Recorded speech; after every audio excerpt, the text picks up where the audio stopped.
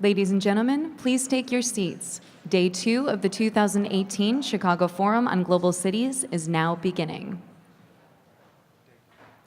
Please welcome Dag Detter, Industrial Advisor, Boston Consulting Group.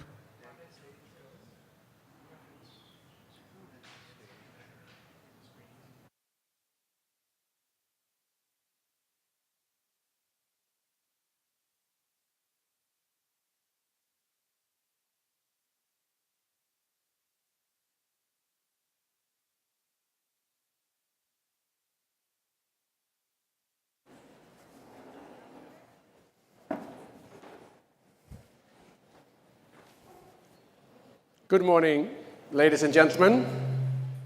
Oops.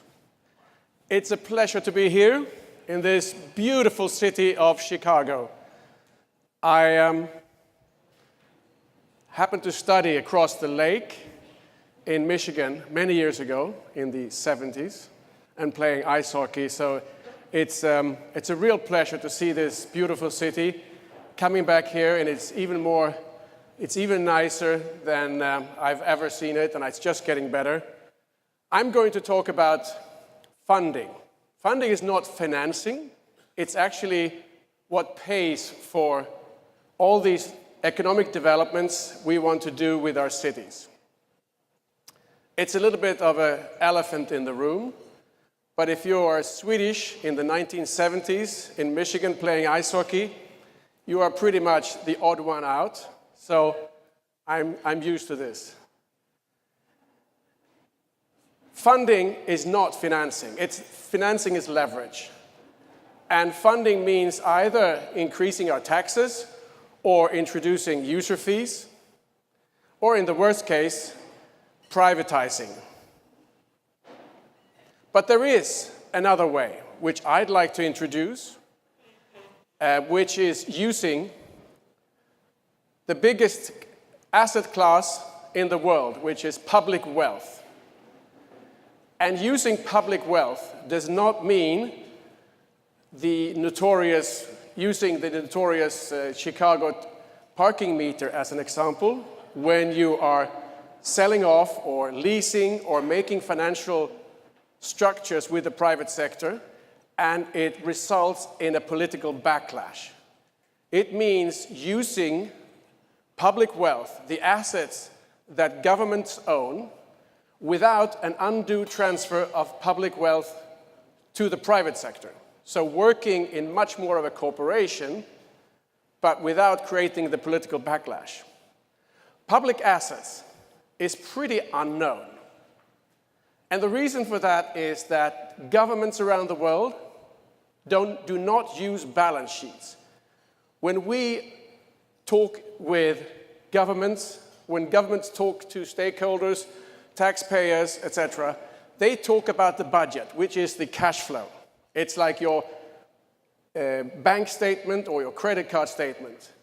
But actually, governments own a huge amount of assets. Some of them are visible, like utilities, parking meters, parking garages, ports, airports, etc. But there is another other side of this portfolio, which is real estate, which is much less known.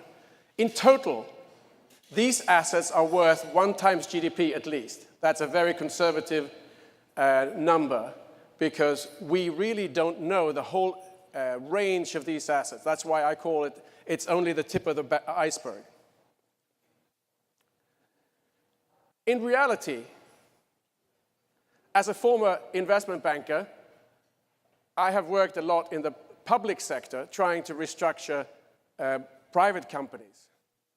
And the same thing happened in the 1980s when private companies were raided by private equity and other investors when we were only looking at them for their cash flow. And what happened was that by looking at the balance sheet, we found that a lot of these big companies actually had real estate worth as much as the company was valued only based on its cash flow. And today you will see a lot of service companies like McDonald's, Walmart, Tesco, etc. are really only valued for the real estate that they own. The operations, selling coffee in Starbucks, hamburgers, etc., or food in Walmart and Tesco, is sometimes valued at zero or negative. These companies are really real estate companies with a small operation that has sometimes a negative or very small value. Same thing could be said about cities. They are really an asset company or a real estate company, if you like, with a policy operation attached to it. If we can start seeing it this way and start managing it in a more professional way without creating the political backlash through privatizations or leasing, etc., we would change the way we are funding economic development in our cities. Take Boston as an example.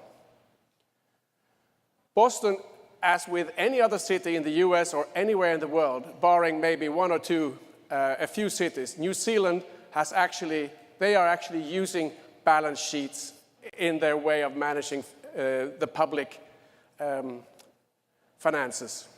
But Boston is like many other cities that we have analyzed and made evaluation from. They have real estate, only real estate. We're not counting the airport, the port, and utilities, etc. But just the real estate is worth 1 times GDP. That is owned by the public sector. This is 1/4 of the total real estate market. But when you look at the balance sheet, it's actually negative. For a banker, Boston is bankrupt. From the financial perspective, it is bankrupt. And the books are saying that they have real estate worth 1.4 billion. The reality is, when you do the valuation, you really find all this real estate, it's worth 39 times more. So this is a hidden value, a gold mine that Boston and every US city is sitting on that is not used properly. But if you could manage this in a professional way, you could probably double, triple the funding capacity for infrastructure. Actually, if you had a very conservative yield out of these assets, it would be more than Boston or any other US city could generate in taxes or other fees. But the problem is governments don't have a balance sheet. They are not really there to manage commercial assets. To manage commercial assets, you have to take risk. You have to be able to manage commercial risk. And this is the opposite what a policymaker is there to do. You're not elected to be a risk taker. You're there to avoid risk, which is why a place like Singapore, who are one of the pioneers in managing commercial assets, public commercial assets, separated the two and created a holding company for all these assets and put in professional managers to make this happen. And today, and as they have done for more than 35 years, since they created this holding company called Temasek, they have had a large part of their income to economic development coming from these assets. And that's the reason why they have lower taxes than most people. It's not because they are trying to make the taxes low or running the whole city through austerity, because they are probably more socialist sorry for using that word, but they're probably more socialist than a place like Sweden, where I come from, because they have supplied 98% of the population with public housing, while in Sweden, we have managed only 15%, just to give you one parameter. And they have taken Singapore from basically a British garrison in 1965 when it was made independent and thrown out of Malaysia, to one of the richest cities in the world. And by using public wealth and managing this professionally, independently from the policy making, I'm convinced that US cities around the world can do the same. Thank you.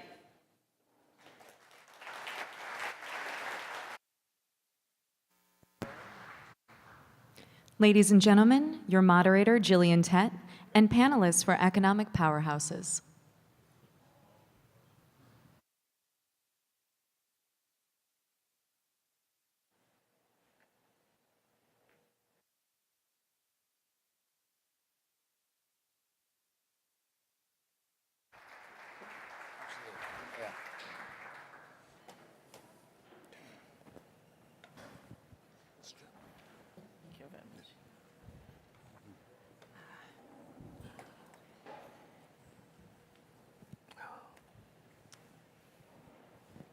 Well, good morning, everyone. And on behalf of the Financial Times, can I offer my thanks to all of you for coming along this morning for what promises to be a truly fantastic second day of debates about cities. What we are discussing right now is a question of economic powerhouses. How do you become one? How do you not become one? What are the smart things to do? What are the mistakes to avoid? And just to frame the debate, here are three numbers to think about in relation to the question of cities and economics. Firstly, right now, 42 out of the top 100 global entities in the world are cities. It's not just countries, it's cities that are increasingly important. Secondly, 80% of global GDP right now is found in and generated by cities.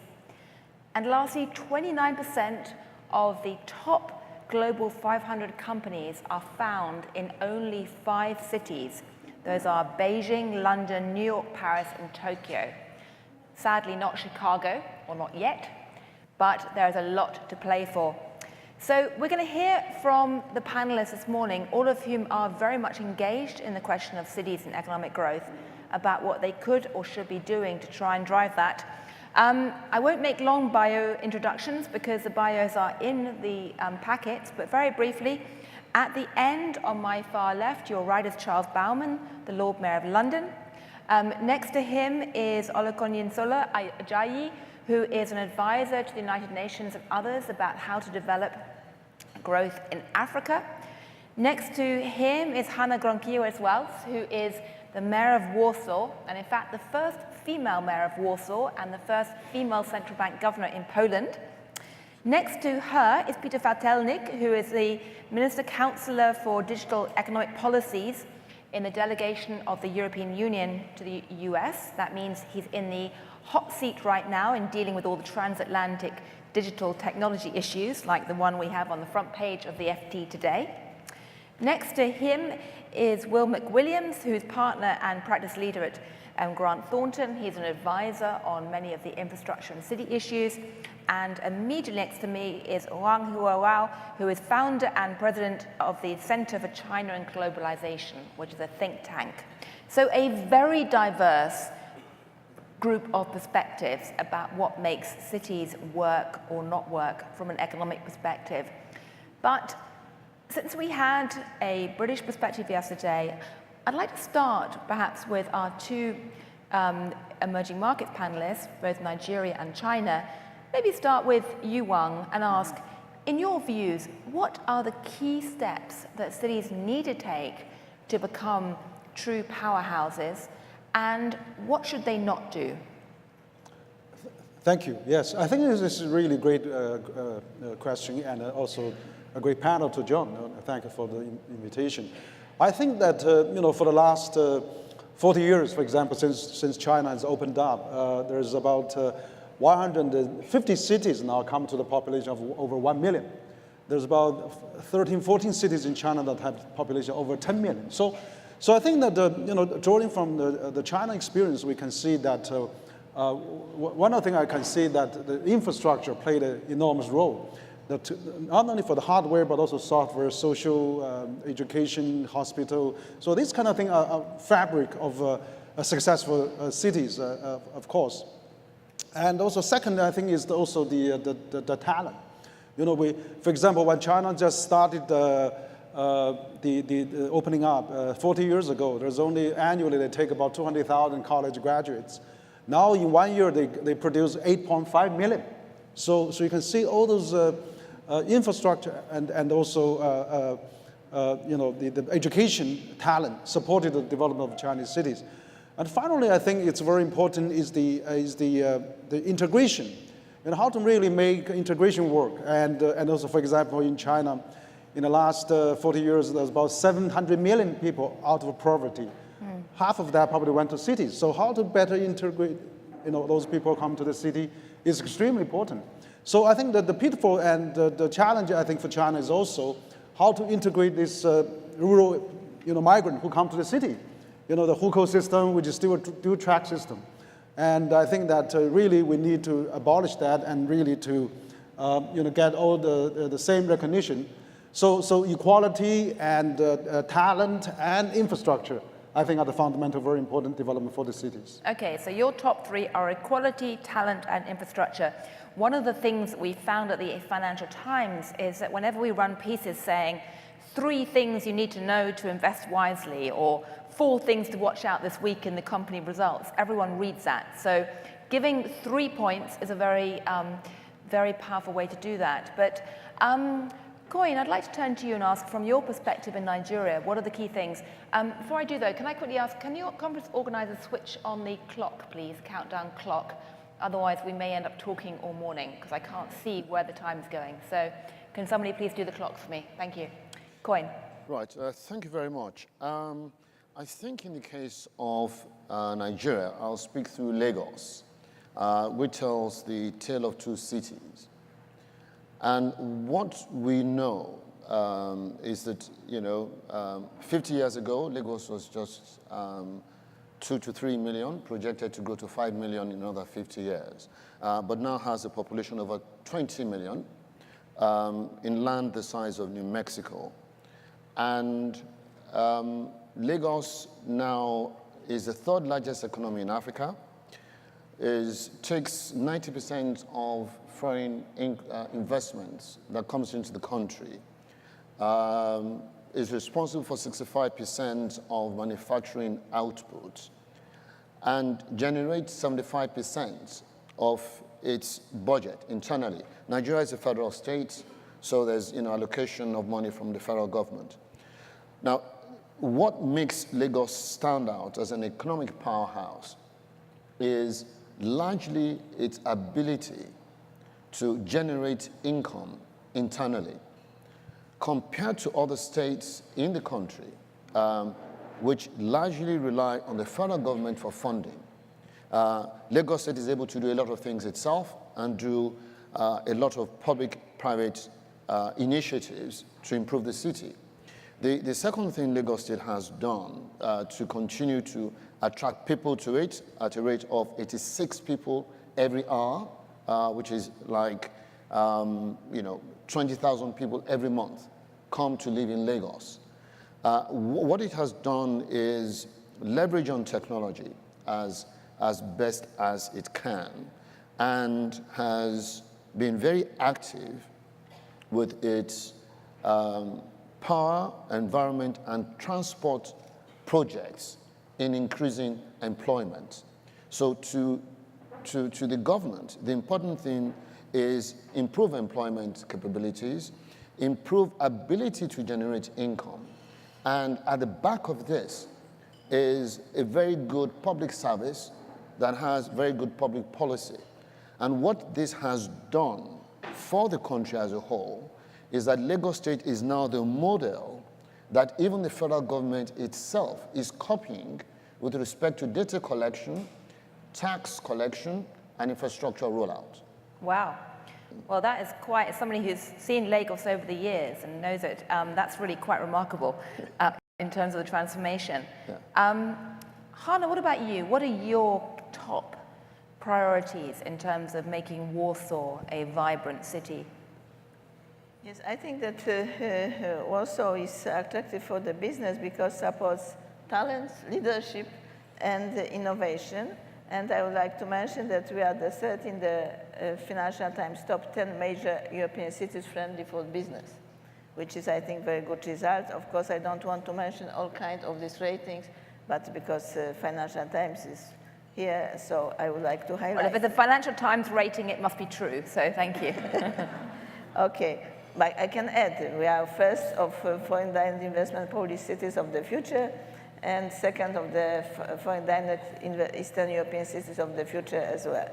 So, but coming back to the precise reasons, I would say that we have quite a high quality of life because very often it happens to me when the ambassadors pay visit to me, they say, oh, I didn't expect that it's so good quality of life in Poland before I was sent to Warsaw.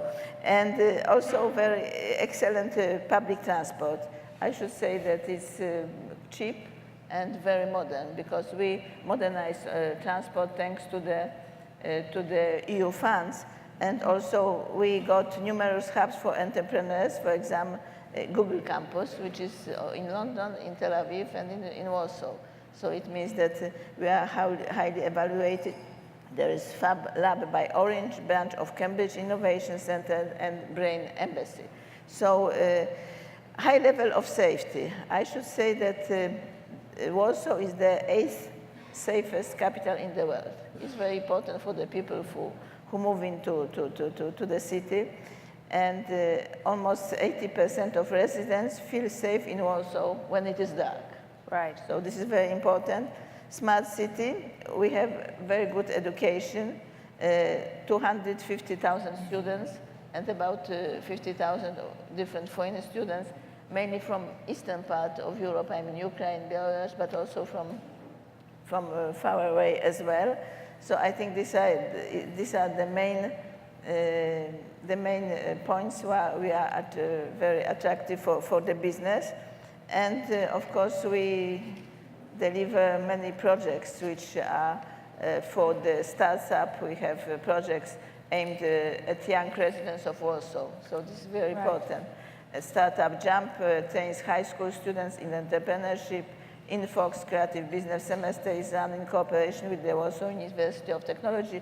We have very close cooperation with certain universities. And also we have even mathematics for curious for high school students. Right. So these are the projects which we put together with the universities or with Warsaw Political School just to increase the level of education and knowledge. Right. And I think that is a key for development nowadays. Right. Well, thank you. Charles, Lord Mayor, we heard yesterday that you believe that trust is a very large part of it. What do you see? I mean, you've heard some, focus on talent management, equality, integration, digital smart cities. Would you agree? Well, first of all, delighted to be here. Wonderful to be in wonderful Chicago. And I should just introduce myself. I'm actually the 690th Lord Mayor of our great city of London. Often asked the question, gosh, have you been around for that length of time? To which I say personally no and institutionally no, because we've had actually a Lord Mayor of the City of London for over 835 years. To your earlier question, so what is it that makes great centres, global centres? We, through the City of London, London and Partners, and the GLA have actually done a little bit of research to demonstrate what really makes London so attractive. And we are, as many will recognise, listed and ranked as #1 in terms of financial and professional services, the international hub, the #1 hub. And we've distilled that down to two very, very simple words: creative energy. Creative energy. And that is underpinned by a number of fundamentals that I referred to last night in the speech I was able to give, and those being rule of law, history, culture, diversity, talent, education, taxation, regulation, innovation, infrastructure, time zone, language, security, probity, and a great place to live and to work. If I look at where we are at this moment in time, what we really are doing at this moment in London and the City of London is embracing that creative energy, looking to the future. We have a phenomenal hub investing in the fintech sector and technology and innovation more widely. We've got a booming centre of excellence in that regard. Technology being the horizontal, a whole series of verticals running off it. So an exciting place. Right, right. I'm going to come back later and ask each of you what are the big risks and what you shouldn't do in terms of building a great city. And in part of that, I would have asked, I'm sure many in the audience will be curious to hear how you cope with something like Brexit if you are the City of London. But in the meantime, I'd just like to ask Will and Peter, I mean, in terms of what you've heard from the mayors about what they think is driving, the mayor and the consultants about what they think is driving great cities, any surprises or anything that you would like to add in terms of the key developments? I don't think there's any surprises in the sense that, you know, the ingredients for a great city in terms of infrastructure, communications, the talent and need are well documented and understood. I think from Grant Thornton's perspective, we reflected on the role that we play as a large corporate in the city. What role do we play in making the city successful? And if I can take you back to 2015, we actually spent a large amount of time thinking about our purpose as a company, and actually what role do we play both in the city and the economy more generally. And actually, we look to help shape a vibrant economy as our purpose. And it builds on what Charles was saying last night about building trust in business. We look at this through three pillars. One is actually how do we help build the trust and integrity in the economy, and that's crucial for London in terms of maintaining its leading position. The second element is actually how do we help the mid-market grow? How do we get the economic engine in the UK really growing? What role do we play? And that, again, overlaps into the wider City of London. And then thirdly, what role do we help play shaping the environment that enables the creativity, economic growth? So we thought long and hard about what is our role. And actually, in order to actually take an active part rather than be a commentator, we've actually got involved and we've worked with a number of the major cities in the UK, looking at actually what are the challenges to their growth, what are the challenges to their economic prosperity. And recently we've undertaken a vibrant capital initiative in London, where we've acted as a convener to create the collaboration across the private, the public, and the third sector. Now, we do want to make profit, but it's profit with purpose, and we see a role in actually how do we collaborate to ensure that London maintains its position as a leading city. What role do we play?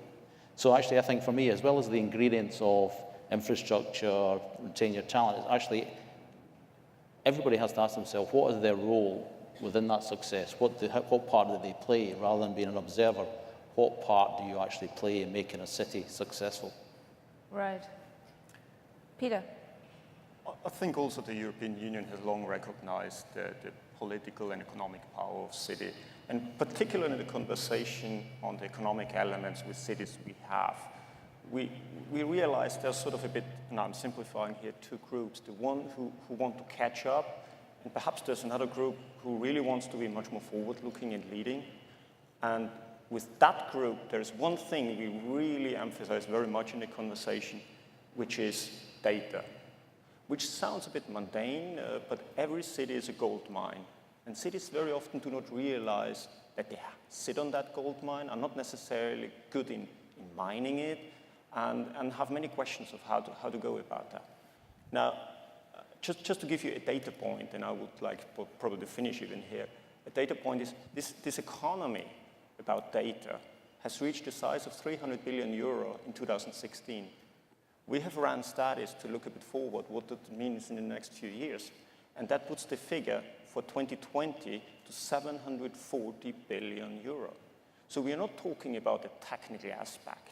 We're talking about mainstream setting out the future of a city based on a data-driven economy.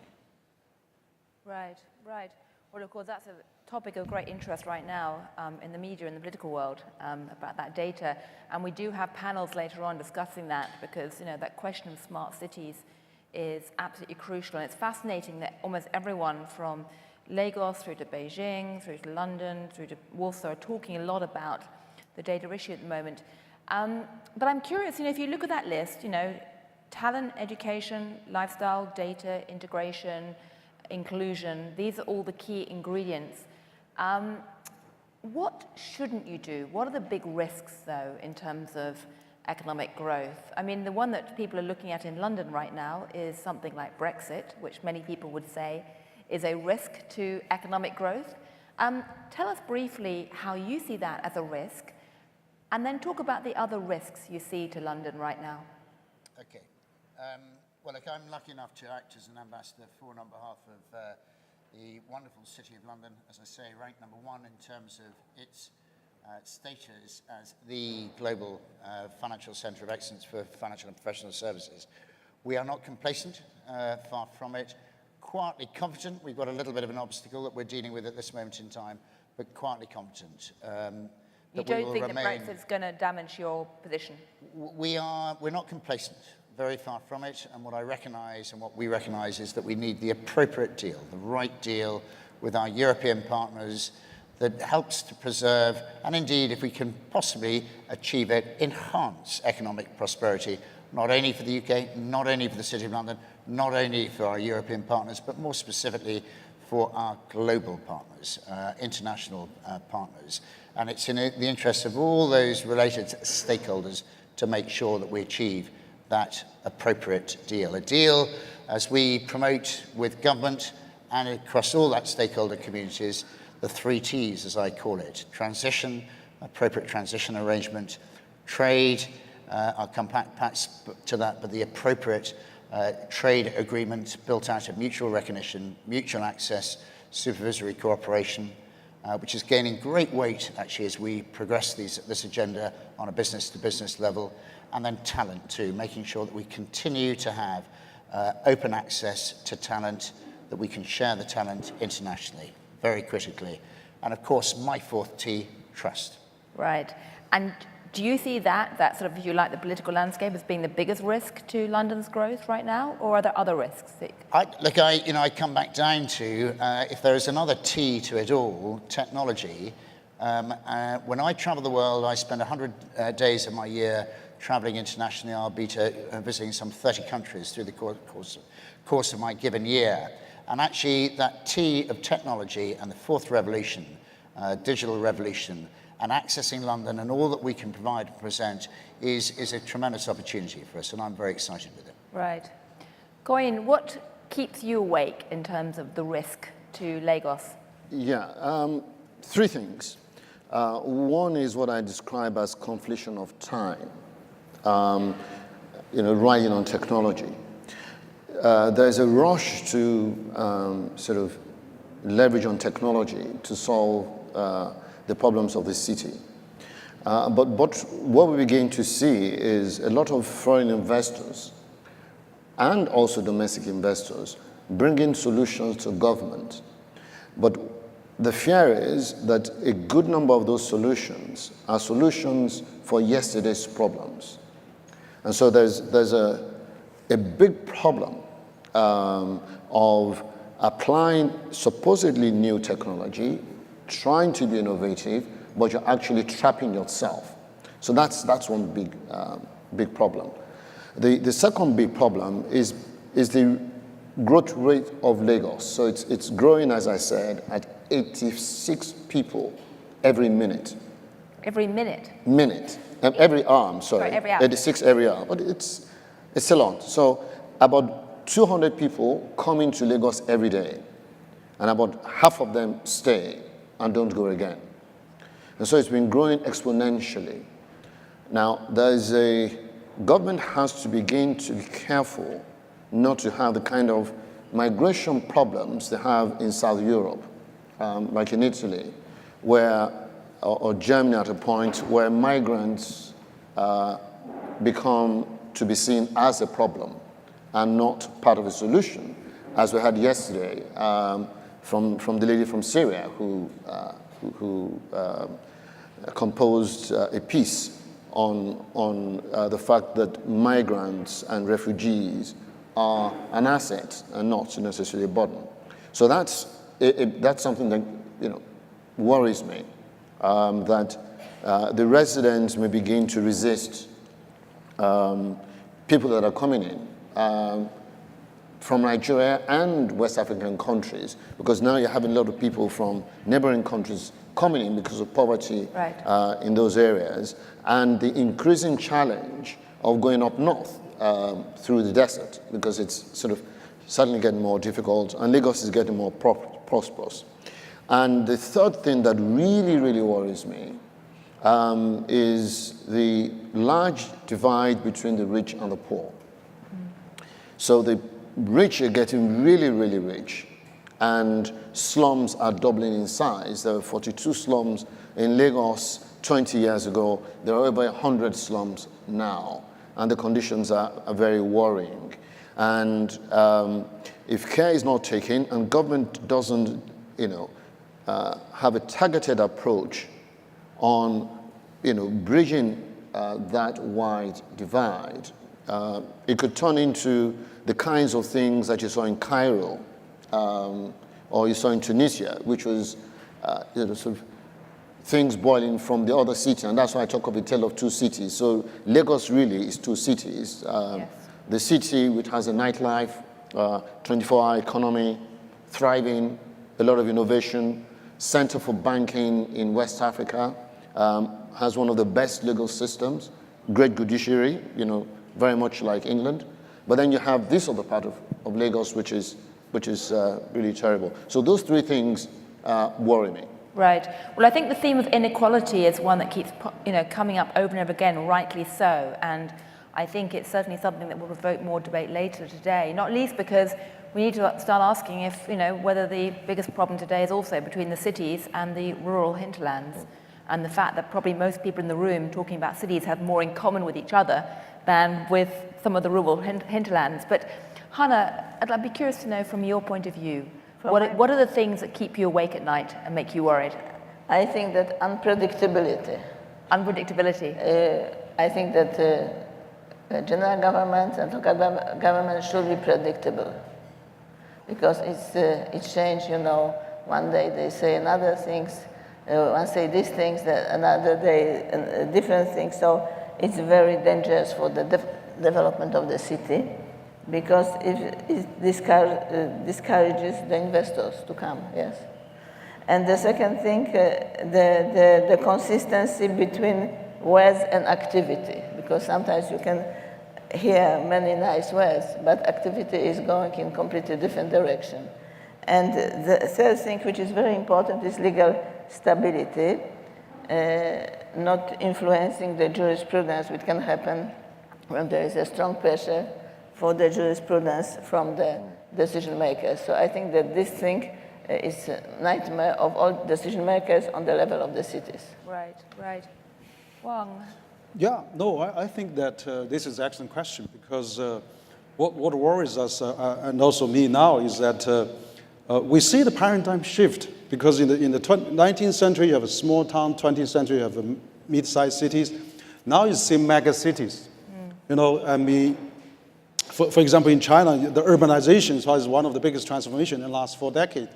And also now you see, there's a several, Bay Area starting to come up. Hong Kong, Macau, the Guangdong Bay Area, and then the Pearl River Delta, Changjiang River, and Beijing, Tianjin, and Hebei. So those mega cities are taking shape. So how can we cope with that? And then we are facing also aging population as well. And as a matter of fact, so these mega cities, and how if they have to survive, they got to do international collaboration. They got to work with all the international cities. So I think the next challenge is how we can really get all those international cities together to work out the common solutions to tackle those common problems.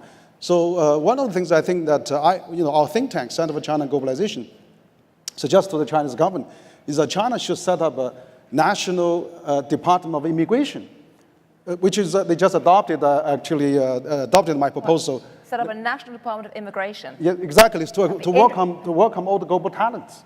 Right. So returnees, talent, foreigners, foreign students, and that's what's happening now. So I think boils down that to 3T. I think is that for the modern city development is that talent, the technology, of course. How to manage those mega cities, and finally the tolerance. You got to integrate people. You got to really have people coming together. And particularly in China, we got 300 million people in a city without permanent city, without permanent status, the whole ecosystem. So I think that's probably the biggest challenge that China has, is that how to integrate these 300 million rural area people that, that they can live in the city forever. Right. You don't have this every Chinese New Year, you got 1 billion people move around China in 1 month. Once, twice a time, they go home to see their children. So that's not normal. I think that's probably the biggest challenge. If those 300 million and 60 million children left behind, that would be really. So I think a lot of progress has been made, but there's still a lot of challenges we have to face. I must say, whenever I talk to friends from Nigeria or from China or places like that, or India today, the sheer scale of the explosion in cities is absolutely astonishing. I mean, it's almost too much for our minds to comprehend. I think China is also making a lot of change, like a speed train. It's probably the fastest growing in the world. And then also many capital cities now have a subway. So those are changing, but I think the software has to be improved. We're going to go to Q&A in just a moment, but while you're thinking of your questions, I'm curious, Peter and Will, do you have anything to add on this point? I mean, in terms of what cities must not do right now to, if they want to grow? I think in addition to the T, I would add an H for housing. Right. As part of our Vibrant Capital work, we convened a number of dinner sessions, but we also interviewed 2,000 normal Londoners across the 33 boroughs. We interviewed 1,000 graduates. And what that data told us that actually at this point in time, a significant percentage, 16%, are planning to leave London. And a large proportion of that 16% were in the 25 to 34-year-old. So the challenge we have is how do we retain that talent, because securing a suitable home, a house that actually you can build a life from, ensure that the communities that we have are maintained, is becoming a bigger and bigger challenge for London. And actually, if we don't somehow rise to that challenge, we could have a serious problem around retaining our talent. I think we'll always attract talent, but it's that retention and how do you keep that engine growth moving. So, if I was looking at cities and how they're trying to emulate the New Yorks and London, there's actually really think seriously about the housing dynamic and what that means in terms of attracting and retaining talent. Just to give you, we're actually looking at this very seriously. We're using our data analytics capability to understand. We've actually looked at how many houses, how many planning permissions were granted, so the number of planning permissions that were granted, and then how many houses were subsequently built within 3 years or started. Now, the Mayor of London has a target of 66,000 homes. In 2015, 55,000 homes were given planning permission. By 2018, only 25,000 were actually started or built. So through a combination of different factors, these houses are not being built. Right. So actually understanding the levers that the Mayor, the city have around trying to stimulate that supply is going to be quite crucial.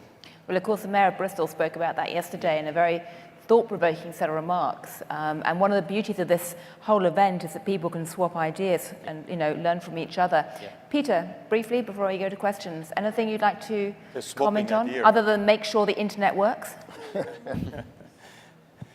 The swapping idea is, I think, a good starting point. In Europe, about half the GDP is public sector GDP. So procurement is a super big economic factor. Most of it done in the metropolitan areas. Right. So we have set our eye a little bit on that. Are we procuring here the most efficient, most effective solutions? Are we spending the money in the most wise way? And there's a lot of conversation in this fora. Yes, we have similar issues. Why don't we sort of cooperate? But when it comes to procurement, then suddenly everything becomes very specific, very different. So I think we are not that good in eating our own dog food, in this sector. So we in the European Union would like to push a bit in this direction, procure much more open systems which can be shared between the major city and maybe regional cities and close to it. So I think one can have a hub and spoke model in these sort of environments. So this is something we want to spend more time. Well, that's a great point because, procurement tends to seem to to be so mind-numbingly dull in terms of the processes that it's often very hard to get politicians or the voters to be very interested and want to have much oversight. But as you say, in a place like Europe where half of the GDP is based on public sector, procurement is very, very important. And there's lots of ways to get efficiencies there. But let's go to the audience for questions. We do have some roving microphones if any of you would like to ask a question. And it would be courteous, but not compulsory, to identify yourself. Please keep your question short and indicate who you'd like it asked to if you would like to ask one. So, any questions out there? Got one towards the back. Hi, thank you for your excellent exposition. I have a question about, in Europe, where 50% of GDP is public sector, how do you fight corruption? How do you keep that under control? So, Peter, one for you. Yes. Unless anyone else would like to jump in on this issue. How do you fight corruption? I think this is a very good question, and in the sense of the rule of law, the application of regulations, rules, the role of watchdogs, and also including the role of media very much in procurement is one which is very important.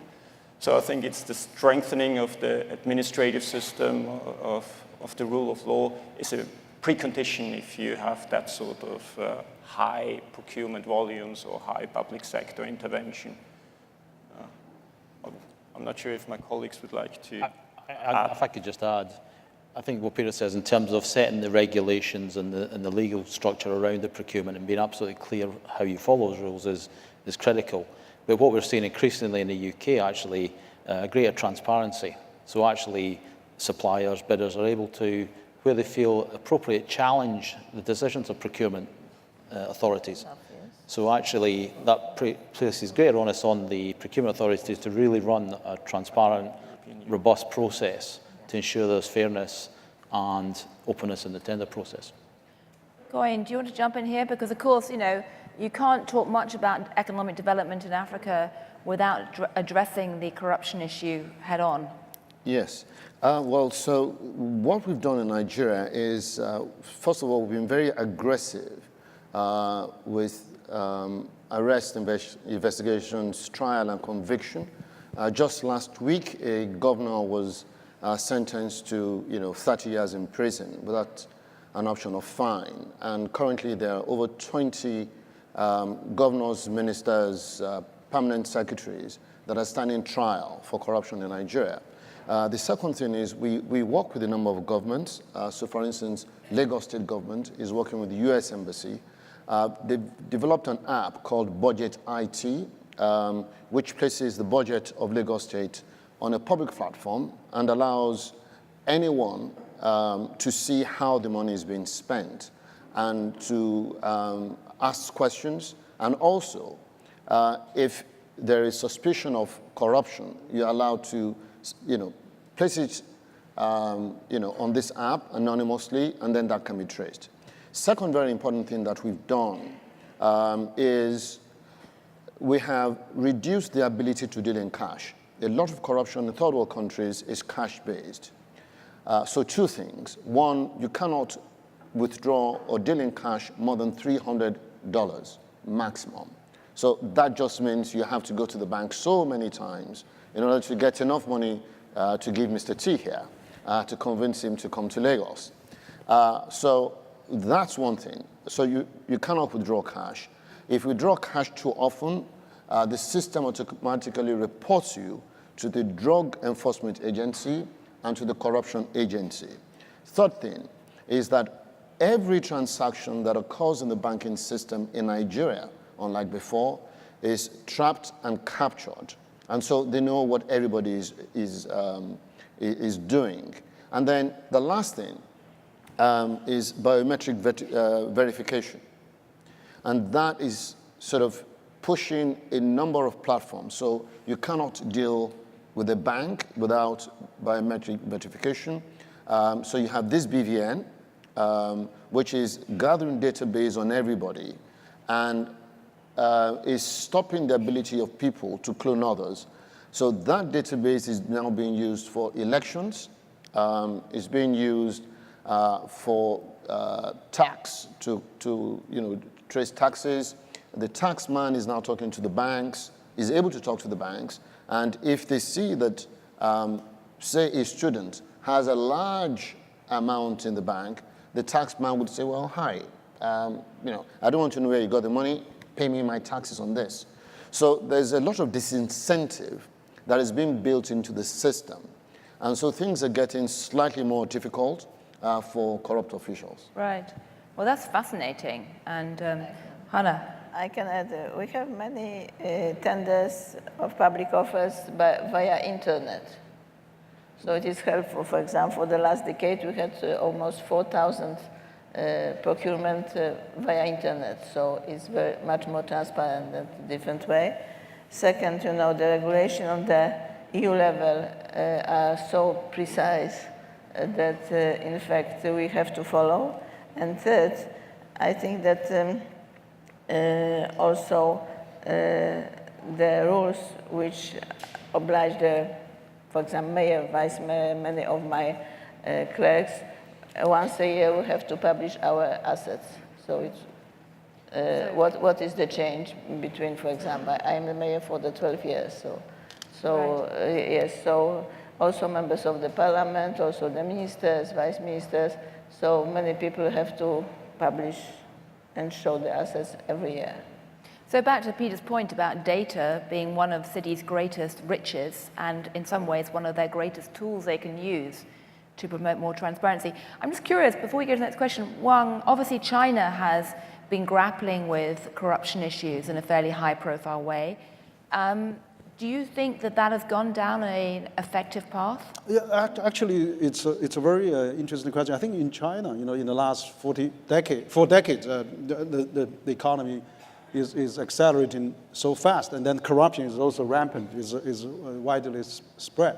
But I think since President Xi came into position 5 years ago, they started a really heavy, anti-corruption campaign launched, and then several hundred minister-level officials were toppled, which is unprecedented, and including some very high leaders in the government. So one of the things they are trying to do now is set up a national supervisory inspection committee, so that this newly established, it has an independent power to really send the inspection team to all the ministries, governors, and also on the environmental side, on the audit side. So this actually is strongly strengthened, I think. So that helps a lot now. Right. Of course, I mean, this still keeps coming, but then at least there's a mechanism to deal with that so that to keep them under a certain level of control. Interesting. Question right at the back, over there. Thank you. Ron Nazer from DePaul University in Chicago. The range of your experiences is striking, and I was just wondering, as you talked about the problems that you all face, how important the culture is in each one of your countries, each one of your cities. As an example, the Lord Mayor mentioned yesterday, he's the 690th mayor, drawing on a long history. Are these generic problems that you all face, or the fact of your history, your culture, impact and change the kinds of problems that you all have? Charles, do you feel energized or intimidated that you're 671st? 690th. Sorry, 690th, sorry. And as I say, we've had a Lord Mayor in place for over 835 years. Some were a little bit greedy in the early years of being a Lord Mayor. But, culture is a critical element to it, an absolutely critical element to it. And part of the piece on my own Business of Trust program, underpinning all of that, I mentioned 5 key findings from it. If there was a 6th, it would be all around culture. And in my own sort of 15 fundamentals that I referred to earlier, rule of law, history, culture is number 3. So culture is a really critical feature. Okay, what I'd like to say is this. So, given the influence of the 698th mayor of London on the people of Lagos and Nigeria, at the time, we all wanted to be like me, 3-piece suits, tie, and so on and so forth. But today in Nigeria, and there's there's some here, there's Bemi here. Nigerians are proud to wear Nigerian clothes, Nigerian culture. Yeah,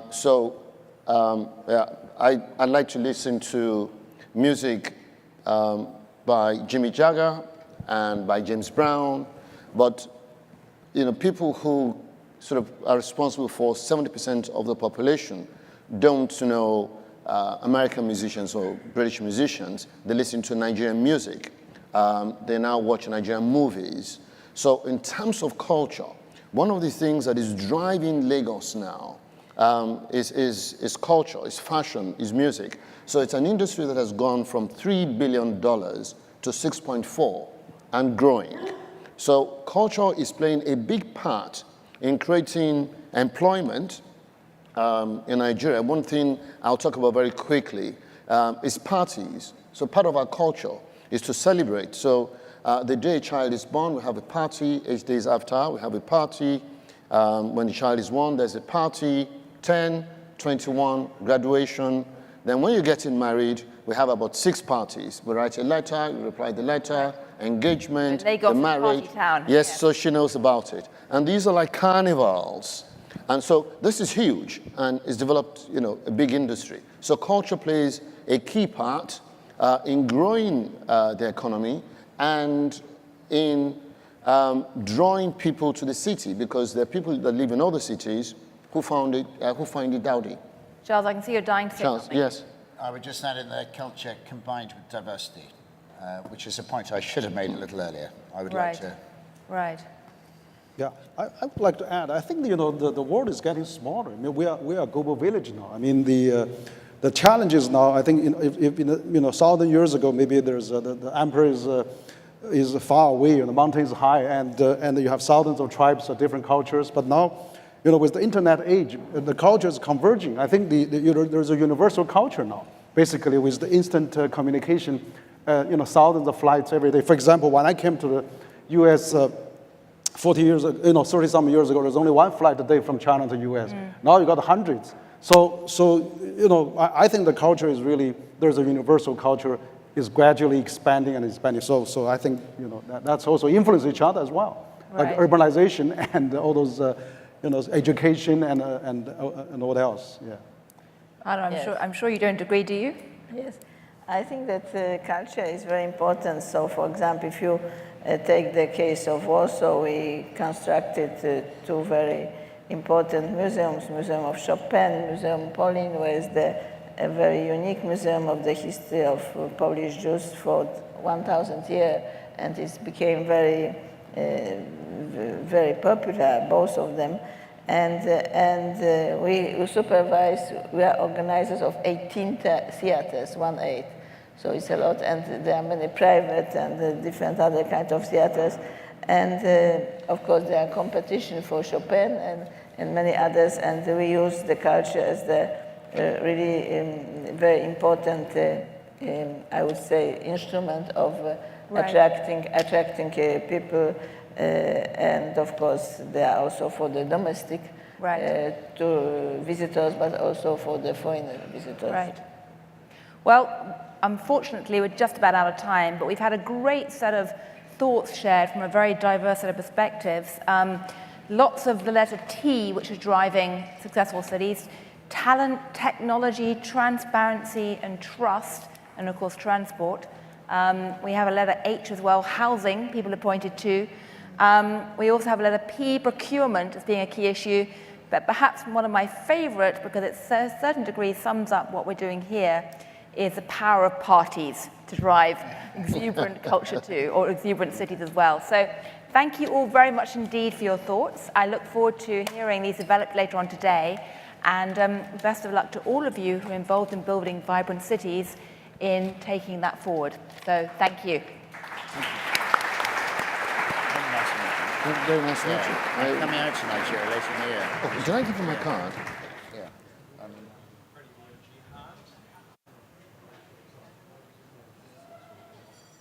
This next one's a fireside chat.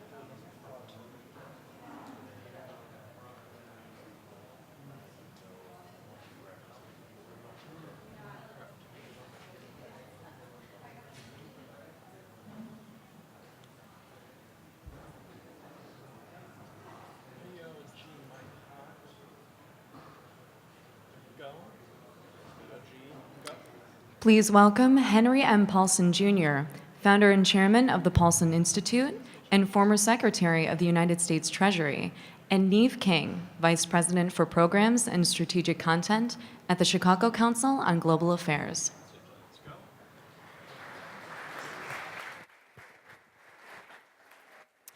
Good morning, everybody. Welcome. Delighted to be here on stage with Secretary Paulson. And our topic of conversation today is green finance.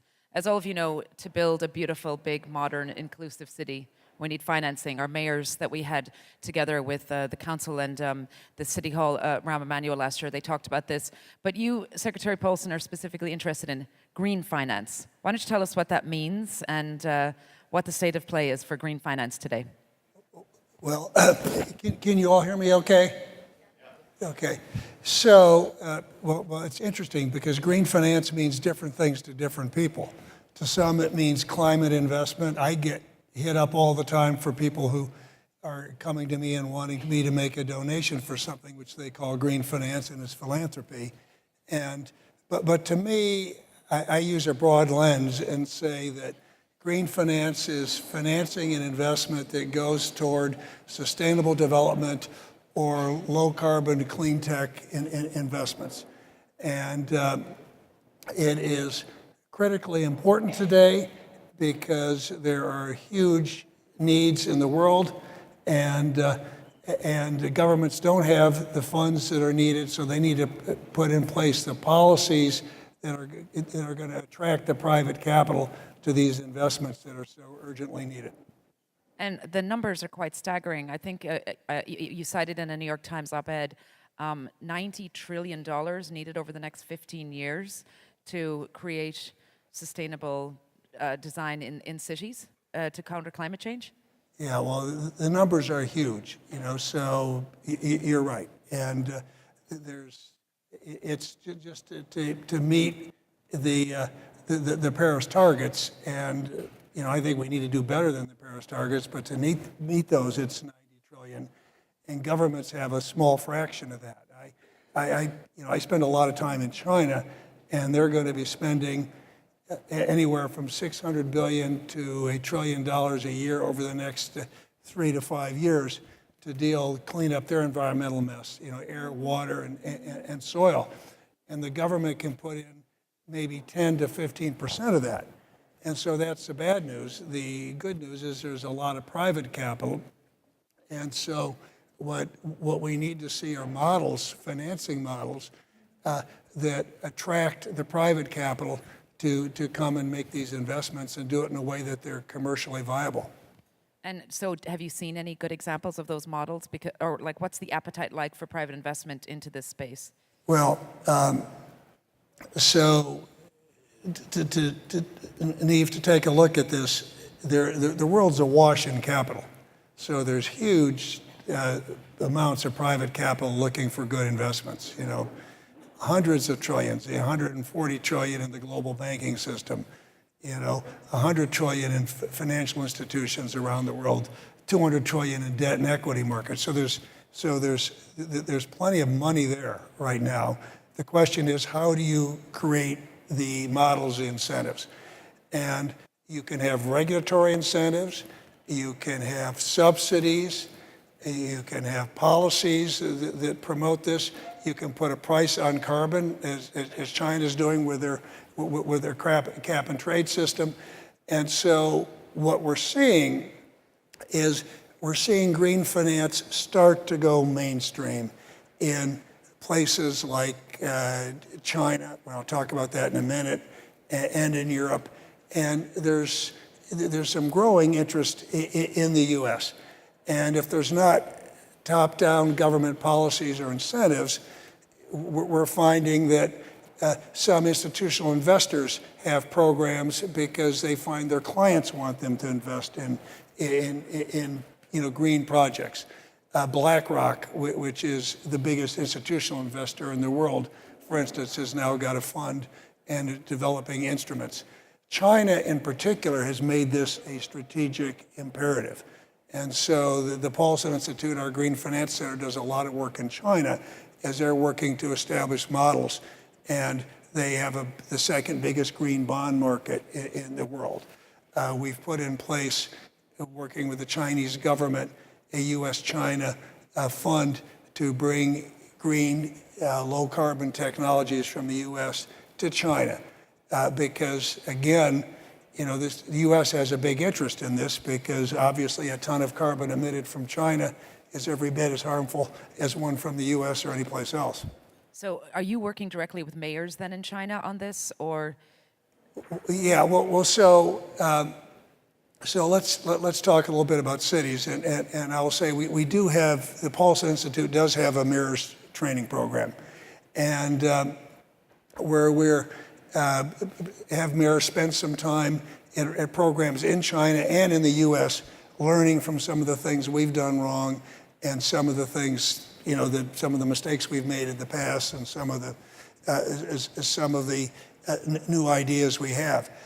But China is fascinating just because it is, urbanization. To step back a bit, the population of the world as it goes from 6 billion to 7 billion to 9 or 10 billion, whatever it's going to be in 2050, a lot of that growth is going to be, most of that growth is going to be in cities, and most of it is going to be in developing countries.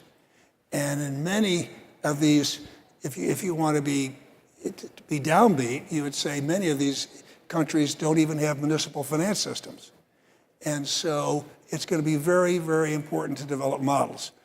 And cities can play a very important role because that's where you have the transportation, the buildings, the solid waste.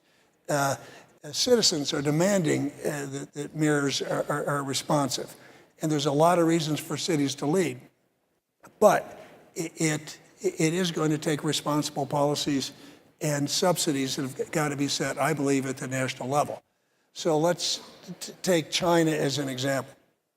So China is going to move 300 million people to the cities in the next 2 decades. That's massive. That's the size of the United States population.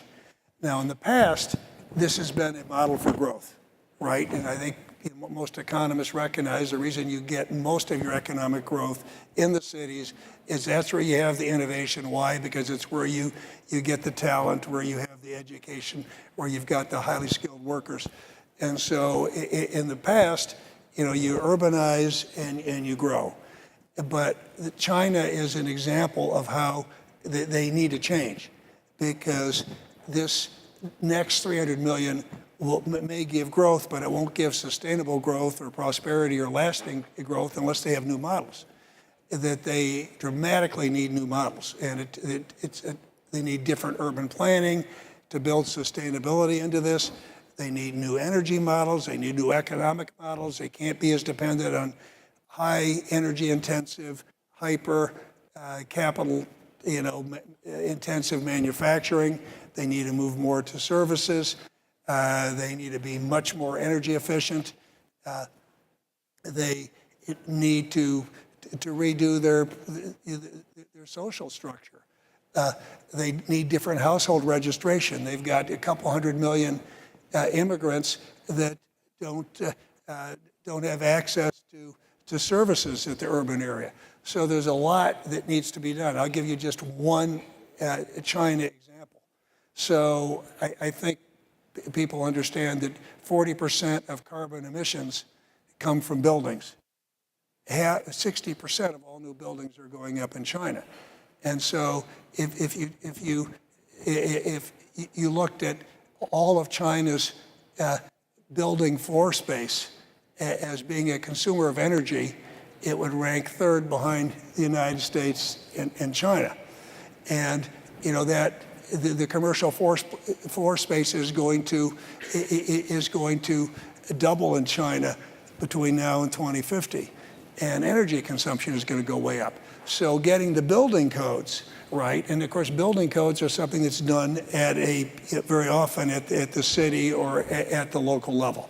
So again, green finance, I think, is going to be very important. And the reason we spend time as we spend in China is that's where the big problem is in terms of carbon emissions. And the models they set can be very important for the rest of the developing world. Did you ever think about taking mayors from America and bringing them to China to learn? Oh, there's plenty of examples of mayors from the U.S. that go to China and go all the time. And there's a lot to be learned. I mean, they are, because the scale at which they're doing something is so large that, for instance, the Chinese president, Xi Jinping, has made one of his top priorities building this new model city outside of Beijing, Chang'an, which is just going to be this huge, smart city with where they're going to take a different approach to transportation, a different approach to energy, and so on, and it's going to be a highly planned city. So outside of green finance, then, Secretary Paulson, what other strategies do you think that cities can employ to be resilient and to keep moving towards achieving the goal of sustainability? Well, the reason cities are so important is, to just take an example, I think 90% of the urban populations are in coastal areas. And so cities are going to be the first to feel the impact of sea rise and climate change. And so there's a lot that cities can do in terms of resilience, in terms of where they build and having natural shorelines. And we spend a lot of time at the Paulson Institute focusing on coastal wetlands, for instance, because they are the ecosystem. The global ecosystem is, I think, reaching a tipping point when you look at the pressure on the entire ecosystem. But that part that is under the most pressure are the coastal wetlands, and they're being destroyed by urban reclamation. But when you look at, coastal flooding, events like Superstorm Sandy or, hurricanes, or that it is very clear having natural shorelines, they're much, much more resilient.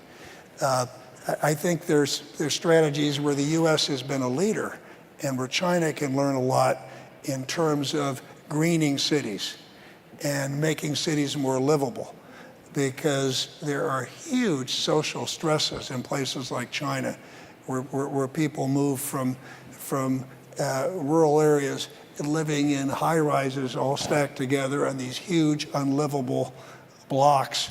And so green spaces.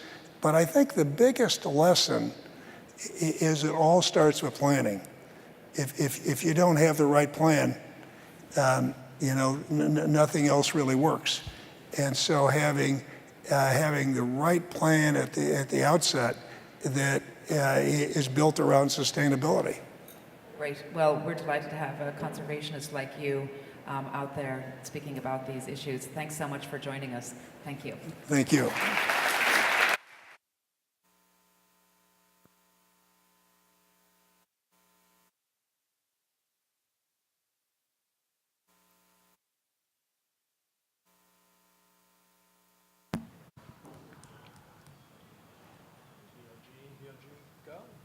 Please welcome your moderator, Juliana Kerr, and panelists for Metropolitan Governance.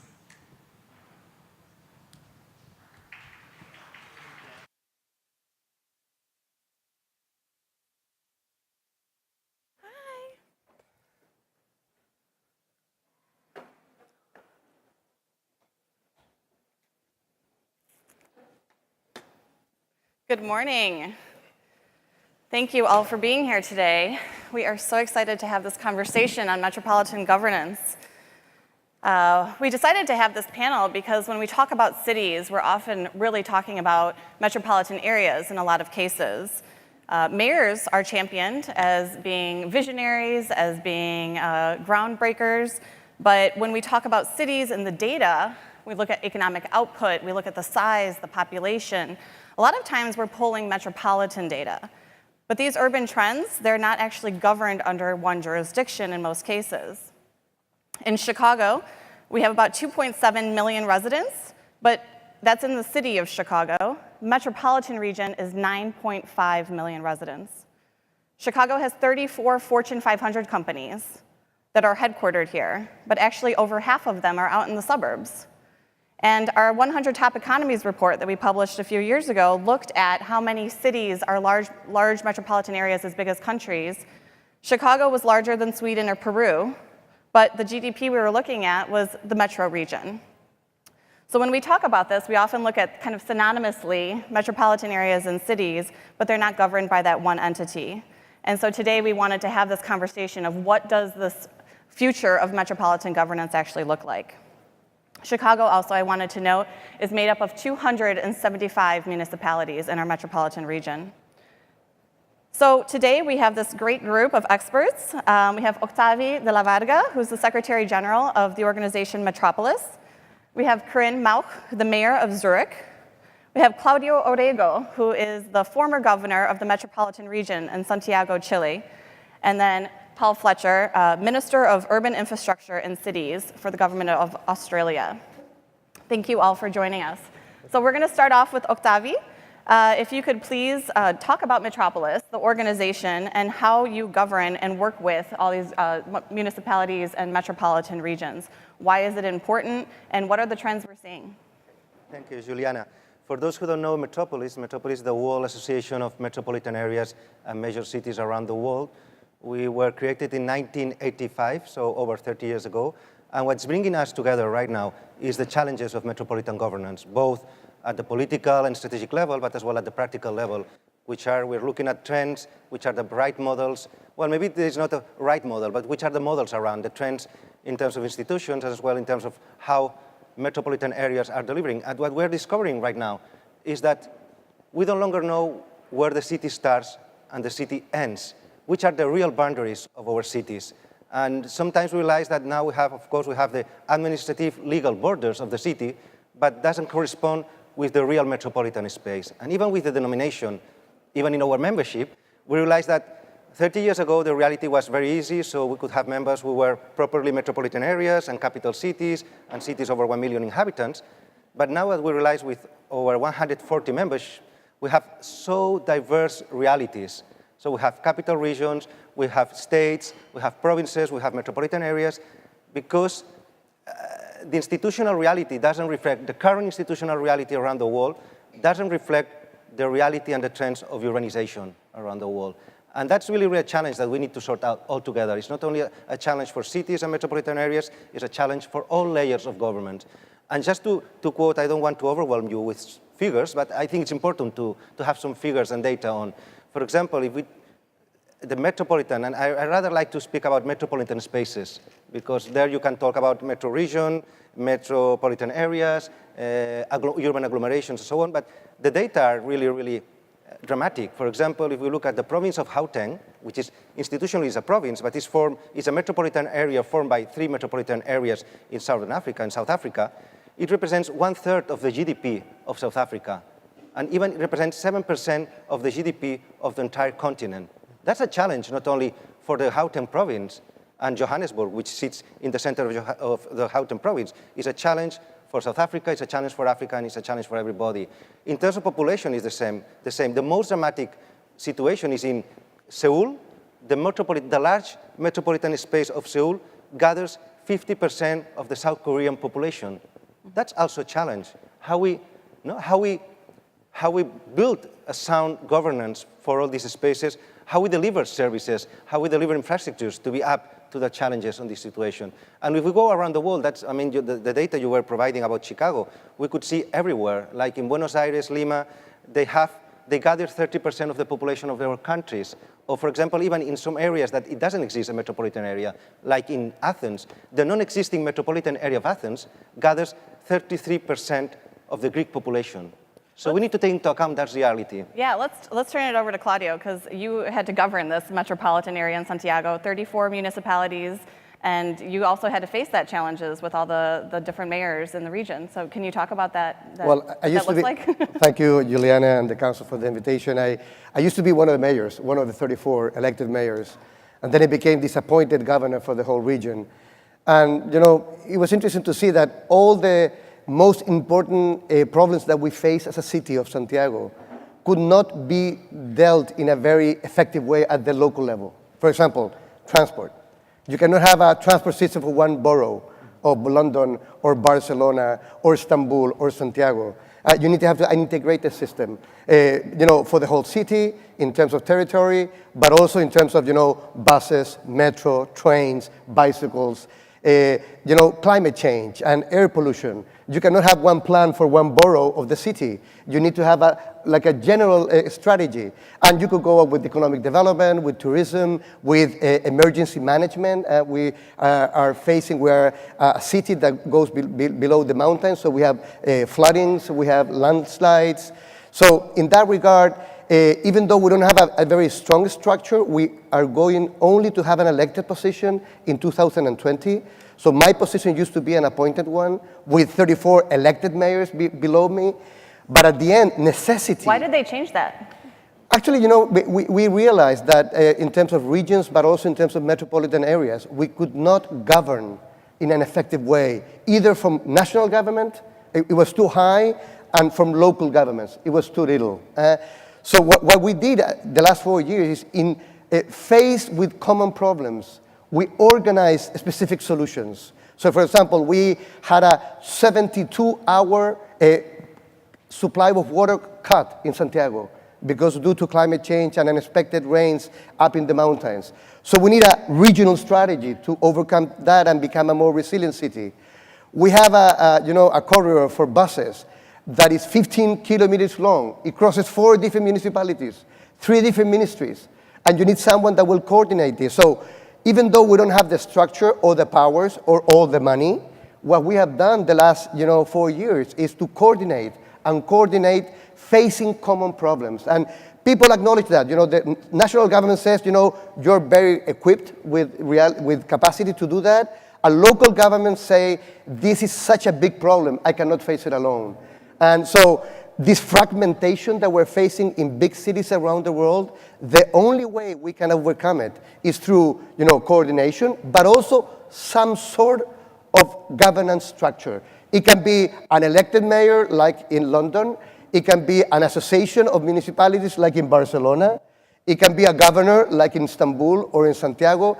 But every time you have some sort of a governance structure for metropolitan areas, you will have more economic growth, more social cohesion,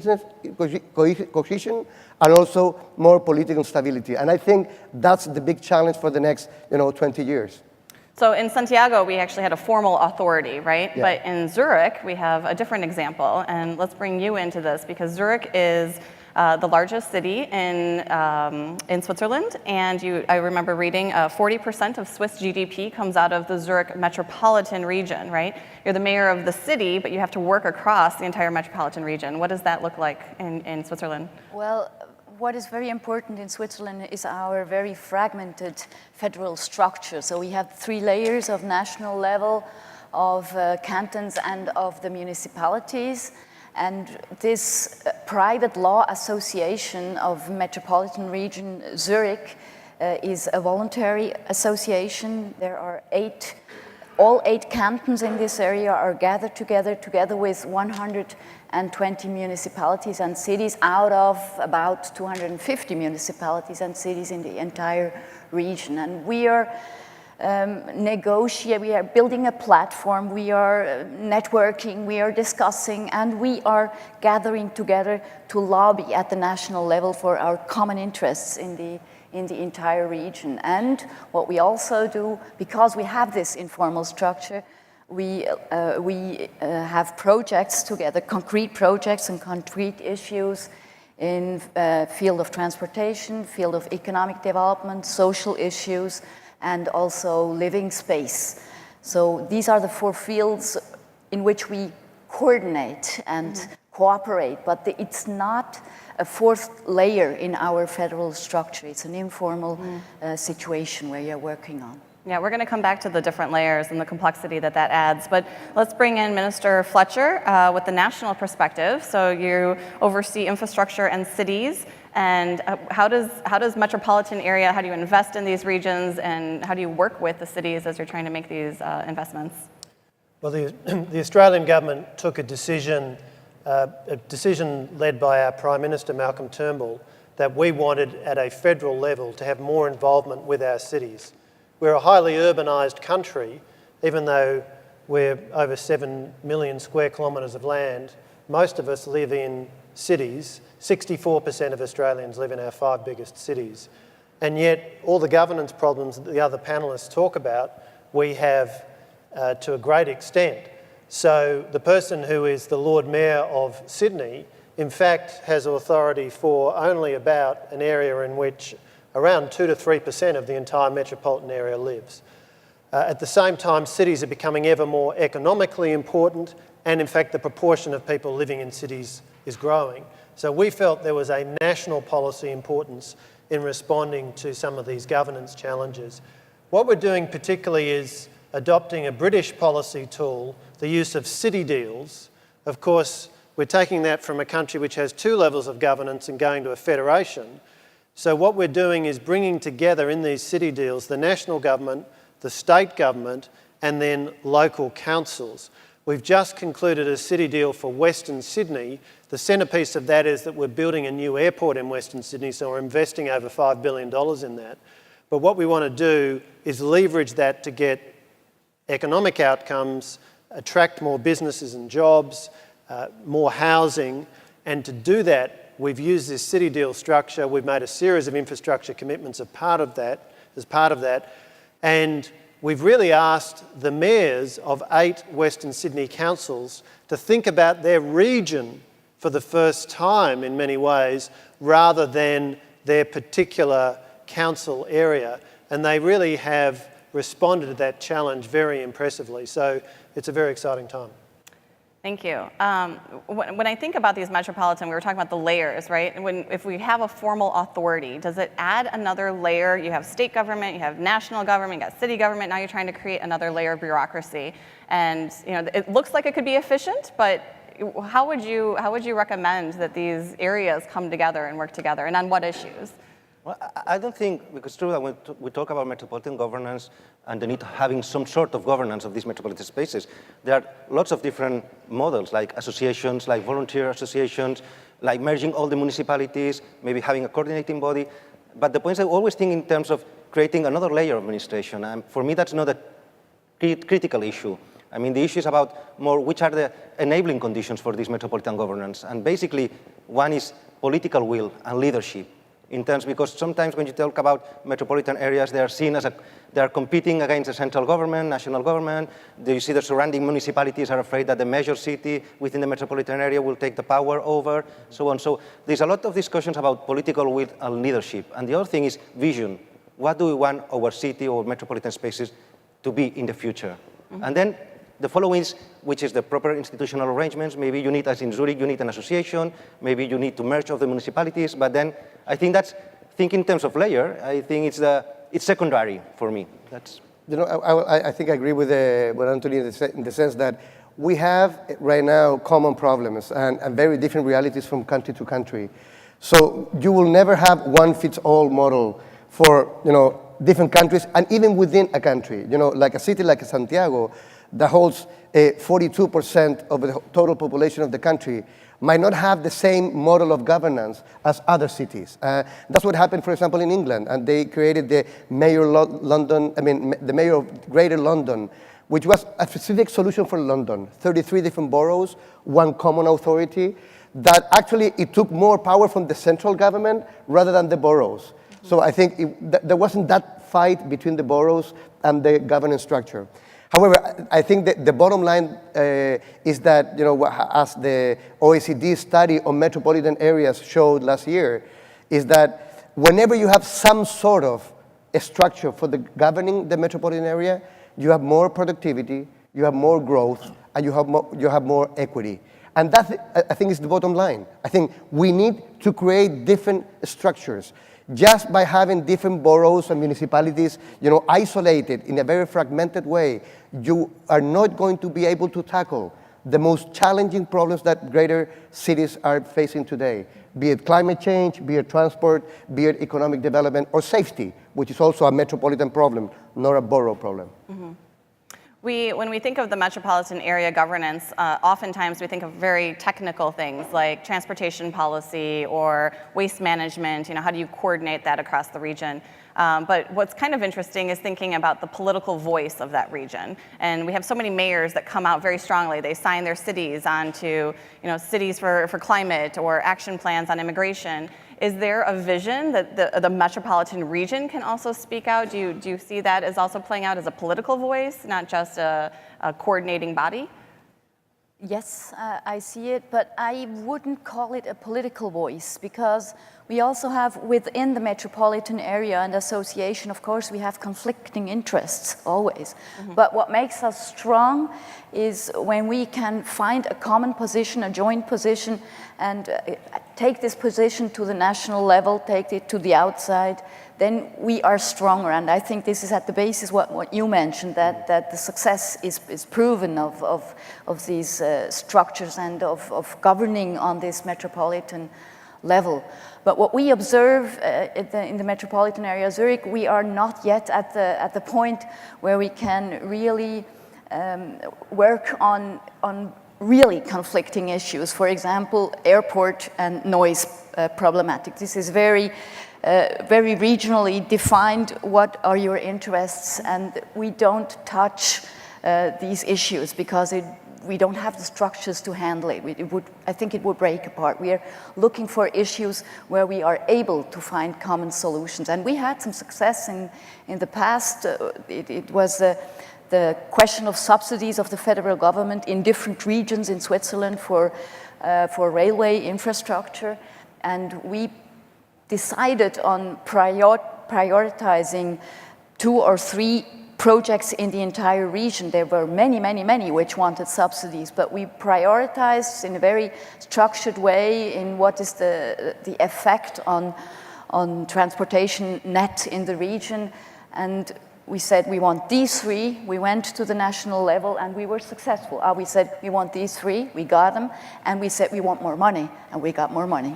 Can I just pick up on that point?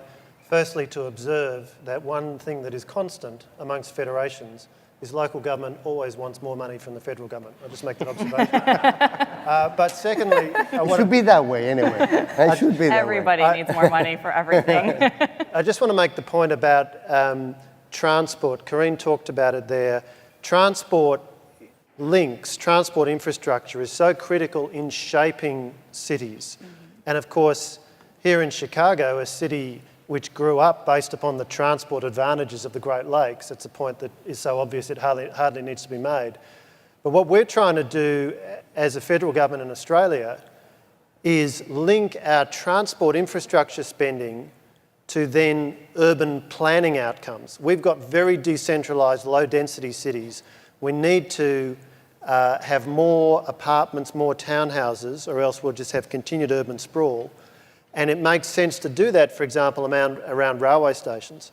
But the challenge, and where governance is so important, is that the people who are making the transport decisions at state government level and at federal government level are not necessarily the same people who are making the urban planning decisions.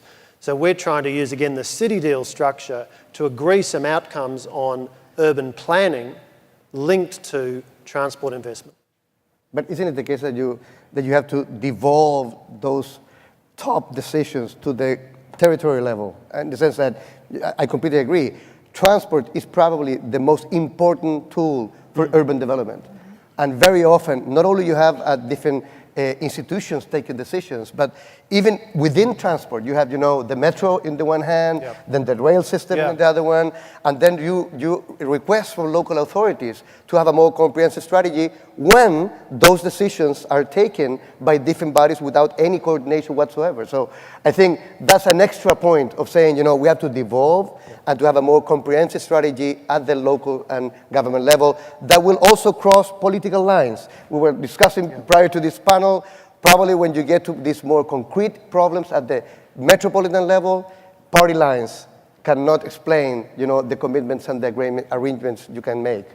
But what happened in Zurich is it was really possible in an analytic approach in analyzing the entire transportation system, and the aim was to have the most efficient investment in this system. And that's how we found the solution, and that was what was decided in the end. But you need, of course, this coordination. But first the subsidies was from the federal level, from the national level, but then entering into the planning tools at the cantonal and the local level, every canton itself had to do it, but they did it after having a coordinated approach in the beginning. Yeah. Let's bring in some questions.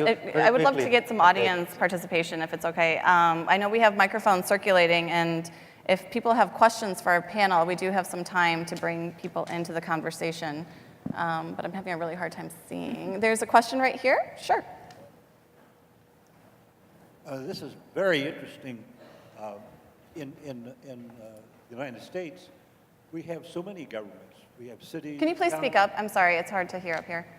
Sorry? Oh. You hear now? Yep. In the United States, we have so many governments, townships, counties, states, and so forth. And you all seemingly have been successful in developing a new level of government, as it were. And my question is, as you develop these regional governments, have you had conflicts with the provincial government, with the government of the province? Yeah. I mean, I know that in Illinois, you might have trouble with the state government here or the county government. Yeah. So what are the challenges, and then how have you been able to overcome them? Do you want to take that one, Claudio? Yes, I think, as I said before, it will vary from country to country. For example, in the case of Chile, instead of creating a new layer of government, we're taking the traditional governors that were appointed. They're going to be elected. And in the case of the metropolitan area of Santiago, we will have the same governor. It's going to be the coordinating structure for the region. So instead of creating a new layer, we are strengthening one and giving more powers. In other cases, like in Barcelona, and maybe Octavio can mention that, they have an association. So instead of creating a new layer of government, the municipalities, 36 different municipalities in the Barcelona province, got together for certain issues: environment, transport, economic development. So it will vary from country to country, but the bottom line, again, is to have some sort of structure of governance for common metropolitan issues. I think, well, the case of Barcelona, we have evolved. So we have created a new layer, but the point is that we see that it's like a sequence. Normally you start as a volunteer because the mayors need to sort out some issues related to a territory, but then you realize that you more want to tackle certain technical issues, or more technical like waste management, mobility, housing. And that was the case of Barcelona. You had different agencies for waste management, water, sanitation, and whatever. And then we realized that, of course, when you bring all these things together, you need a strategy for the territory. And that's when it was a law, original law was passed to create the metropolitan area of Barcelona, which also brings more this strategy. And now we're bringing on board economic development and social cohesion. So you're moving, the trend normally is you start like more tackling technical things, but then at the end of the day, you create a more structure of governance. And of course, yes, there is this issue in the case of Barcelona. I was thinking, now if I think I have 8 layers of administration, I have my city district, the city council, the county council, the metropolitan area, the province, the region, the national government, and the European Union government, which is crazy. Really, it's crazy. So, and that's what we're exploring in Metropolis, that we need to look, and maybe it's wishful thinking right now, but we should think about new ways of all layers of administration working together and not adding new layers. And that's what the new urban agenda that was approved in Quito in the Habitat 3 Summit about multi-level governance. And that means that everybody needs to learn to work in a different way. Okay. Bring in another question. Yep, there's one over here on the right. Thank you. Hi, thank you for your comments. I was interested, as a student of public policy, I was interested to hear from you what the role of academia is in governance of metropolitans. The role of what? I'm sorry? Academia. Oh, academia. Sorry, can you hear me now? Yep. I was wondering if you could talk a little bit about the role of academia in governance as advisory, as a co-production participant, just how you envision it now and how do you see it in the future? I might make a comment about that. Look, certainly I think it is very useful to be able to reference examples of practice around the world, and university professors, university academics are often very useful in offering that expertise. But there's one other thing that we've been doing that very specifically draws upon the academic world, which is in a couple of the city deals that we've done, we have a key element of them has been moving a university campus from the suburbs into the centre of the city as a way to revitalise the centre of the city. And we've put together a deal with the federal government putting in some money to subsidise that move, with the university obviously committing to that, and it also requires state and local council involvement. So we don't really have the tradition in Australia of university towns in the same way that you have in the US or much of Europe, but we are really quite excited about the role that bringing a university facility into the centre of town can make to revitalise. Maybe I can add one thing is, in our case in Santiago, we thought that, our image of academia was there are also silos, especially silos. The experts in earthquakes are in one arena, the experts in transport are in the other arena.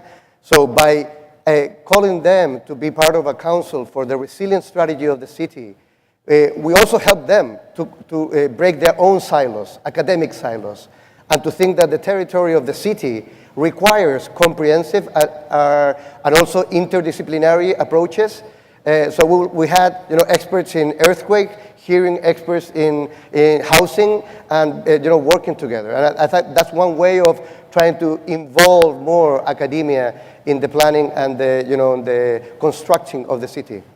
So, Minister Fletcher, you actually raised an important point. We see this playing out in Chicago as well, where areas, whether it's universities, campuses, or businesses, headquarters, moving from suburban locations into the downtown. We just had a big celebration with McDonald's moving their headquarters from out in Oak Brook to downtown Chicago. That was big news for the city of Chicago, but for Chicago metropolitan region, I mean, they're still headquartered here, right? It doesn't, how would it in Zurich, the idea of moving from a metro area into the downtown, how does that play out? Why is that important for you? You have both movements. You have movements into the city of Zurich, and you have also movements out of the city of Zurich. The inside movement is larger. I'm happy for that. But what we have, this is actually a question of economic promotion. Mm-hmm. And economic promotion is in Zurich not in this metropolitan structure. We have a different structure for a similar region which takes care of economic promotion. Mm-hmm. Great. Okay, so we have about a minute left. What I'd like to do is just kind of a quick, maybe 20 seconds each on, what are your final thoughts? More metropolitan governance, less, formal layer of bureaucracy? Maybe we can start with you, Octavie. Quick final thought. Yeah, very quickly, I'm for more metropolitan governance, which doesn't mean that we need new layers. Okay.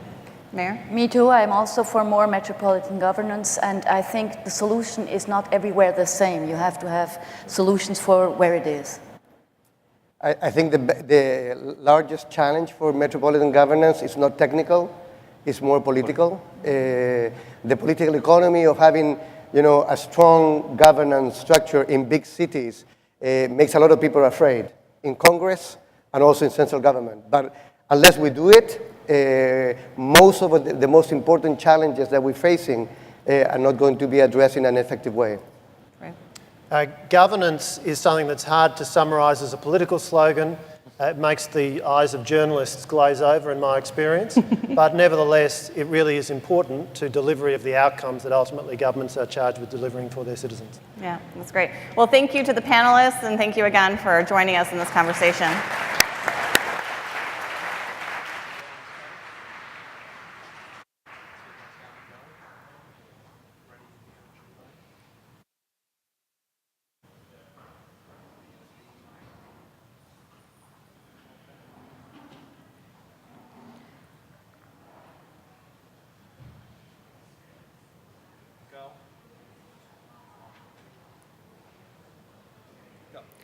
Ladies and gentlemen, Edward Missouria, founder and CEO of Architecture 2030. Thanks.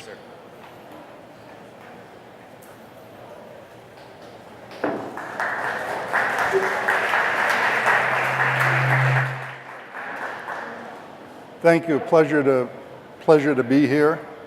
Let's see if we can get the first slide on.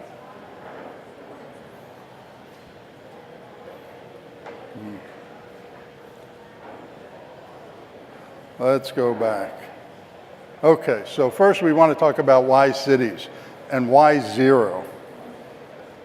We know that by 2060, world population is expected to increase by about 2.67 billion people. It's projected that by 2060, world urban population is expected to increase by 2.75 billion people, absorbing the entire population growth estimate. Or we can say that every week, roughly 1.5 million people are being added to our cities worldwide. This is a staggering number. Today, we know that global building floor area is about 230 billion square meters. That's all the buildings in the world today. By 2060, global building floor area is expected to increase by 230 billion square meters, or double the current world building stock. That means between now and 2060, in 4 decades, we're going to rebuild or build or add on another entire planet in terms of building area. Here you can see building floor area go up, but energy consumption per square foot of floor area in buildings going down slightly. So buildings are becoming more efficient. However, it's not enough to offset the energy consumption that buildings are demanding between 1990 and 2016, and that number is expected to also go up. So let's dive down a little bit into the developed world, so US building operations. We see that in the US, building energy consumption, total building sector, was going up till about 2005, and then it kind of leveled out, but it's not going down. So building energy consumption in the US is stable, but not going down. We see the same thing in Canada, building energy consumption in the commercial sector going up and then leveling off. But again, in the developed world, energy consumption is not going down in the building sector. We actually see the same thing in the EU, very flat. So in all the developed world, energy consumption in the building sector is flat, but not going down. If we dive down into the state level, our most progressive states that have really good incentives and things like that, we can see, again, New York State, energy consumption in the residential and commercial building sector, flat. We can see the same thing in Pennsylvania. We can see the same thing here in Illinois, again, flat. California, flat. Energy consumption in the building sector, despite all the programs that we have, are not going down. Now, if we look at the developing world, you can see building energy consumption going up dramatically. This is China in every sector, building sector in China. Energy consumption is going up. And in India, for example, building energy consumption of their total building sector is going up exponentially. So the doubling rate is very, very short in terms of building energy consumption. Now, we had an extraordinary event in December 2015 where the Eiffel Tower lit up 1.5 degrees Celsius, meaning that we agreed to keep global average temperature well below 2 degrees Celsius, preferably at 1.5. That means we have to phase out fossil fuel CO2 emissions in the entire built environment by about 2050 in order to meet that target. We know where all the emissions are coming from. 75% of all greenhouse gas emissions are coming from cities, from urban areas. And we know in cities where all the emissions are coming from. If we look at city by city and we look at the emissions coming from buildings, it's about 2/3 to 3/4 of all emissions in cities come from buildings. In Chicago here, it's 71%. So how do we do this? How do we phase out all emissions in the built environment, in the building sector, by the year 2050? Well, it takes three things. One is we need zero net carbon building energy codes, and they need to be adopted very, very quickly by 2020, and this is globally. Second, we need zero net carbon policies for existing buildings to begin to get them all to zero net carbon between now and 2050. And we need the codes and the policies to incentivize and create a stable market for renewable energy, because buildings are going to use energy. So let's take the world, let's take a look at number one, building codes. Let's divide the world into global north and global south, roughly at 38 degrees north latitude running through the Mediterranean. If we look at building codes, we can see that there are mandatory building codes in the global north. Now, not all building energy codes are good, but at least there are codes in the global north. We can look in the global south, and we see no building codes, zero, or voluntary codes, which are essentially worthless. So now let's put on top of that where all the global building floor area exists in the world today. We can see that most of it is in the global north and China. North America, 38 billion square meters, Western Europe, and then China obviously has more building square footage than everywhere else in the world. So that's where most of the buildings exist. So we need to begin to renovate the buildings that exist down. We need to get them even more efficient, and we need to do more buildings. We need to go from roughly 1 to 1.5% of total building stock to 2 to 3%. And then we need to upgrade the codes in those areas to a zero net carbon building code, so we don't keep adding all this energy consumption to the building sector. Now let's look at growth from now until 2030. It all moves south. China still builds, but then look at India, Africa, Southeast Asia, Latin America. That's where all the growth in the building sector is going to happen. So in the global south, in the developing countries, we need a zero net carbon building code today to get adopted by the year 2020, so that all this building construction comes in at zero net carbon. And if we look at building growth from 2030 to 2050, you can see that China then stops growing because it's then all built out, and then the growth moves dramatically into India, Africa, and Latin America, Southeast Asia. That's where there's going to be tremendous growth. So, 3 weeks ago, we issued the Zero Code. It's actually a zero net carbon national and international building code standard. So the Zero Code is ready to be adopted, just issued. We're doing a new one for the state of California, for the governor's office and the California Energy Commission. That'll be ready in a month or so. Now, the Zero Code is really nothing new. It's not reinventing something new. It's taking an existing code standard, our latest code standard, which are very efficient, and then taking that code standard and implementing it. So you have two pathways to meet the code. One, you can check off the boxes. I'm going to do this much insulation and this much lighting, things like that. Or if you want to get inventive, you can use a performance pathway. We have lots of models to do that. If you use a very efficient code that we already have today, that'll give you an estimated energy consumption of your building before it gets built, and then you could add on the on-site, or in urban areas, you're going to have to purchase renewable energy and bring that in. What the Zero Code does is creates a stable and predictable market for renewable energy. We know how much building is going to be going on. We know what building types, we know how much energy they're going to need, and we know how much renewables. So the codes actually get you an incredibly stable and robust market. Let's take a look at Chicago, a high-rise office building, 20 stories.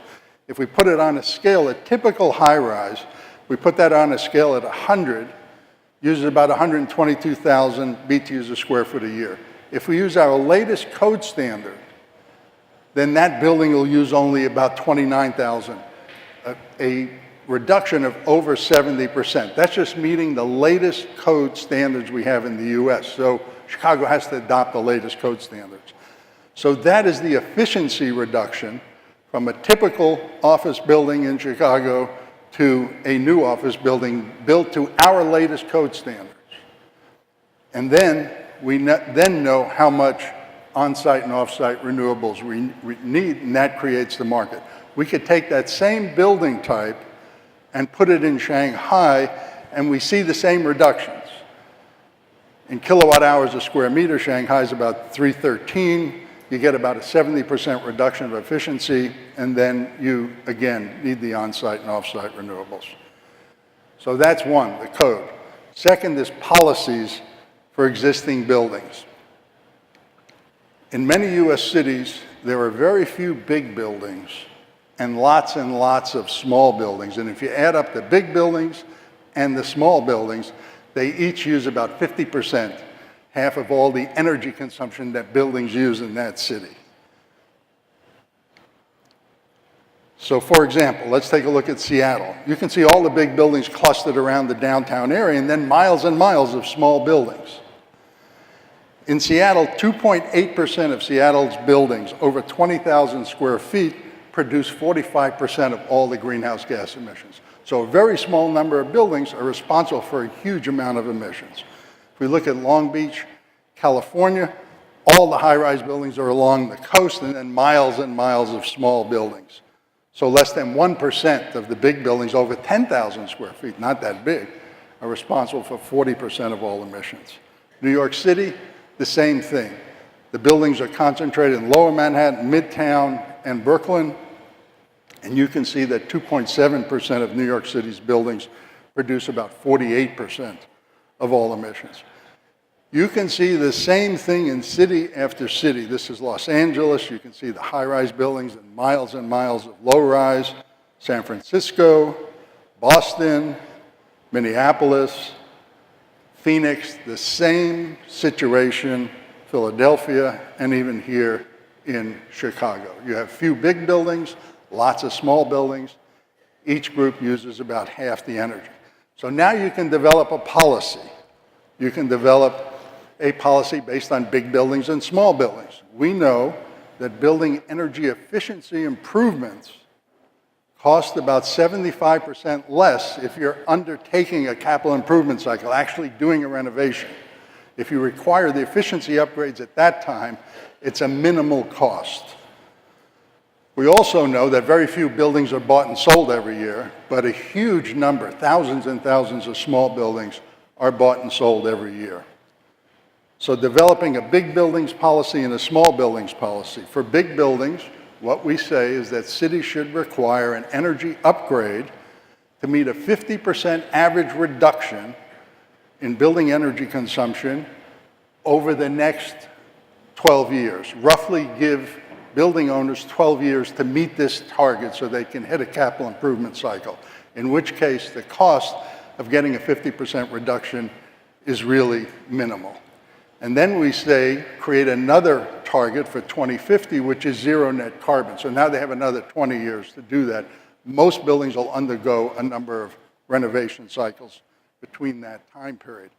And then give incentives for buildings that want to meet the zero net carbon in their first cycle. Give them incentives to do that. So you start getting buildings in cities, the big buildings, to zero net carbon. Now, you don't have that many owners to deal with because there are few big buildings. So you shouldn't have much pushback because you're giving them plenty of time. On small buildings where you have thousands and thousands of buildings, you require a building energy upgrade.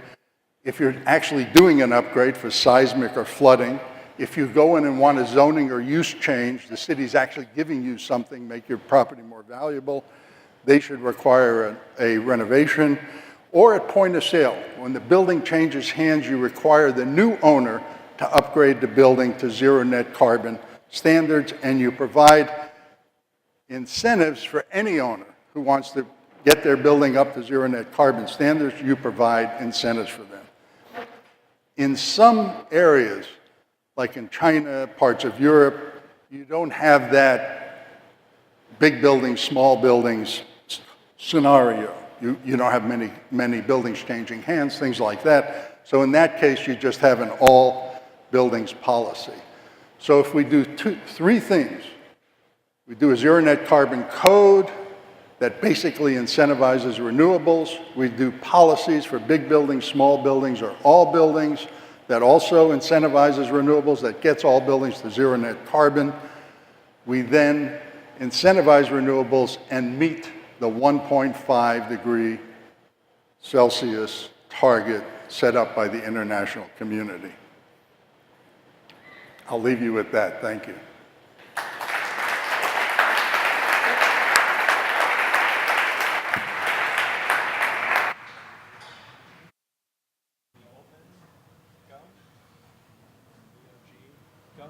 Please welcome your moderator, Jamil Anderlini, and panelists for the cities of the Global South.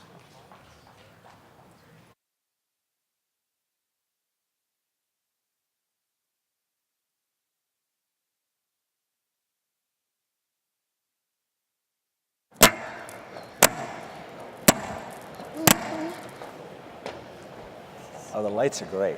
Excellent, right. For me?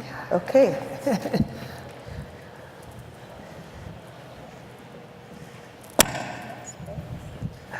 Space.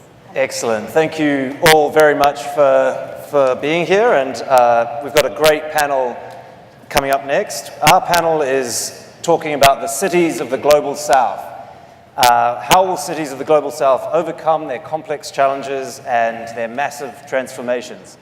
So I'm going to go through and very briefly introduce the panel. First of all, on my left is Fumi Olopade, who is the Associate Dean of Global Health at the University of Chicago Medicine. Next to her is Gary White, who's the CEO and co-founder of Water.org and Water Equity. Next is Leslie Loco, who's the Professor of Architecture at the University of Johannesburg, and she's also a novelist. Next is Edward Glaser, who is the Fred and Eleanor Glimp Professor of Economics at Harvard University. And last but not least is Abha Joshi Gandhi, who is the Senior Advisor for Public-Private Partnerships at the World Bank in Washington, D.C. So I'm going to start off, just give you a few interesting data points. So 24 of the 31 cities with populations over 10 million are in the Global South. 1.5 million people are added to the global urban population every week, and of that, 90% of those people live in Africa and Asia. And a final statistic is that 881 million people live in urban slums in developing countries, and this number is constantly growing. Now, we've been chatting backstage and before this panel, and I guess somewhat predictably, we've come up with a challenge to the title of our panel, and I'm just going to summarize that challenge a little bit. When we talk about the Global South, it's a bit of a weird construct, and we understand sort of why it's been put together, but it is a bit weird for several reasons. It includes cities as diverse as Shanghai and Kinshasa. It's also, if you think about it, I grew up in a place called New Zealand. Some of you may have been there, and you hopefully all know about it. It's pretty far south, but it would be categorized as the global north, actually. Mm-hmm. Even within countries such as India, you know, if we think about the sort of classic definition of global south, it's also includes regions within countries. But a country like India, actually, the part that would be considered more of the south in this terminology is in the north. So as a journalist, I like clarity of ideas and clarity of language. And really, global south is quite a euphemistic term, really, when you think about it. What we mean, probably, is poor places. So when we talk about the global south, we're talking about poorer places, what we call developing, emerging, but effectively it's places that are behind economically and in some other ways, some important other ways. But we're going to use it as a sort of catch-all term, and I'm going to go through the panelists to start with and ask them how they frame it and what they see as the key challenges and potentially opportunities in these cities that we describe as the Global South. So I'm going to start with Professor Glaser. He's going to give us his definition. Great, thank you, Julian. It's wonderful to be back here at the Chicago Forum. I think perhaps the most amazing phenomenon that has happened across this world over the last 60 years is the urbanization of the poor world. In 1960, not a single one of the world's poorest countries, those countries with per capita incomes below $1,000 in modern dollars, not a single one of them was more than 1/3 urban. Today, more than 40% of the world's poorest countries are more than 1/3 urban. And we see the rise of megacities like Kinshasa or Karachi in places that are both poor and often poorly governed. Now, make no mistake, I think there's enormous promise in urbanization. I know of no pathway out of poverty into prosperity that does not run through city streets. Right? When you compare those countries that are more than 50% urban to those countries that are less than 50% urban, the more urbanized countries have incomes that are 5 times higher. And perhaps even more importantly, they have infant mortality levels that are less than 1/3. Cities are also about quality of life. Right? In wealthier countries, typically people who live in cities are no happier than people who live in rural areas. In New Zealand, actually, the rural dwellers are happier, I hate to tell you, which may tell you something about South Island. But in the poorest parts of this world, above all in India, the happiness gap exists and it strongly favors the urbanites. That in fact, it's not that living in a Mumbai slum is such a great thing, but it beats living in the poverty of rural India.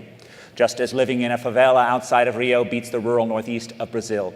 These are places of hope and possibility, but there are also places of great challenge. There are demons that come with density. If two people are close enough to exchange an idea face to face, they're also close enough to exchange a pathogen, to exchange a disease. And if someone is close enough to sell you a newspaper, they're close enough to rob you, to mug you, right? And the great job, the great vocation of the 21st century is fighting to tame those demons of density. Fighting to make sure that these cities can be places of hope and opportunity, just as Chicago was in the late 19th century. And that means dealing with contagious disease, clean water, crime, traffic congestion, high housing costs, right? Education, making sure that government does what it should and not what it shouldn't. Because in fact, there is no way to handle these problems just with laissez-faire. We need effective governments, and so often we are looking at governments that are not effective. So I think the problems are enormous, but the opportunities are also great. And if I were 22 years old, I can think of nothing that would be a more exciting way for me to give my life than to engage with the cities of the developing world and try to make sure that they can be as amazing as we know that they can be. Thank you, Ed. Abba, why don't you tell us, how do you frame this, and where are you focused when you're talking about the cities of the Global South? Thank you, Jamil. And I think Ed framed it so well in terms of opportunities, challenges, and how urbanization is the phenomena of the century, and is also one of the most transforming things happening in the developing world. But I think the challenges are huge, and I would just name a few because there are many. And one of them is, city-based revenues. How are cities financing the infrastructure needs that the growing population requires? So that's in terms of affordable housing, it's in terms of water, sanitation, good roads, electricity, and all of that. But what happens is that all of this infrastructure finance actually requires very stable stream of revenues and leveraging of public resources. But when you look at cities or municipalities, and I may add here that most of the urbanization now is not happening in mega cities, but is happening in secondary cities, which don't have enough revenues, don't have enough capacity, and yet they're burgeoning population. And the key thing then is, the fiscal system of cities. And we find that in most developing countries, cities have very little authority over the revenues that they raise, the assets that they own. So own source revenues are basically property taxes, which are not revised for generations. So you could live in a beautiful house in the center of Mumbai and not be paying even 1% in terms of property taxes, and own source revenues or user fees. Water is not charged correctly, electricity is not charged correctly. And then sometimes the public land in cities also does not belong to cities. So how do you leverage such an important asset? And in fact, even large cities in India are still struggling with double entry accounting. So they are still in old systems. They have no sense of what assets they own, what their income is.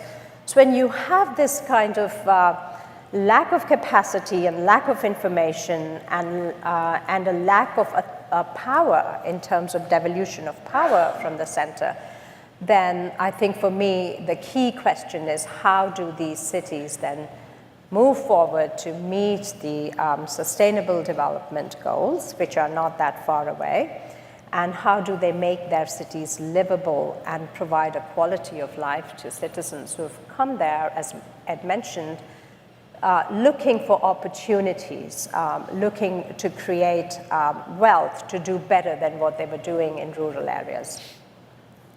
Great. Leslie, why don't we move to you? Thank you. I mean, I should say it's wonderful to be back in Chicago, which, as an architect, I really think of as the home of architecture.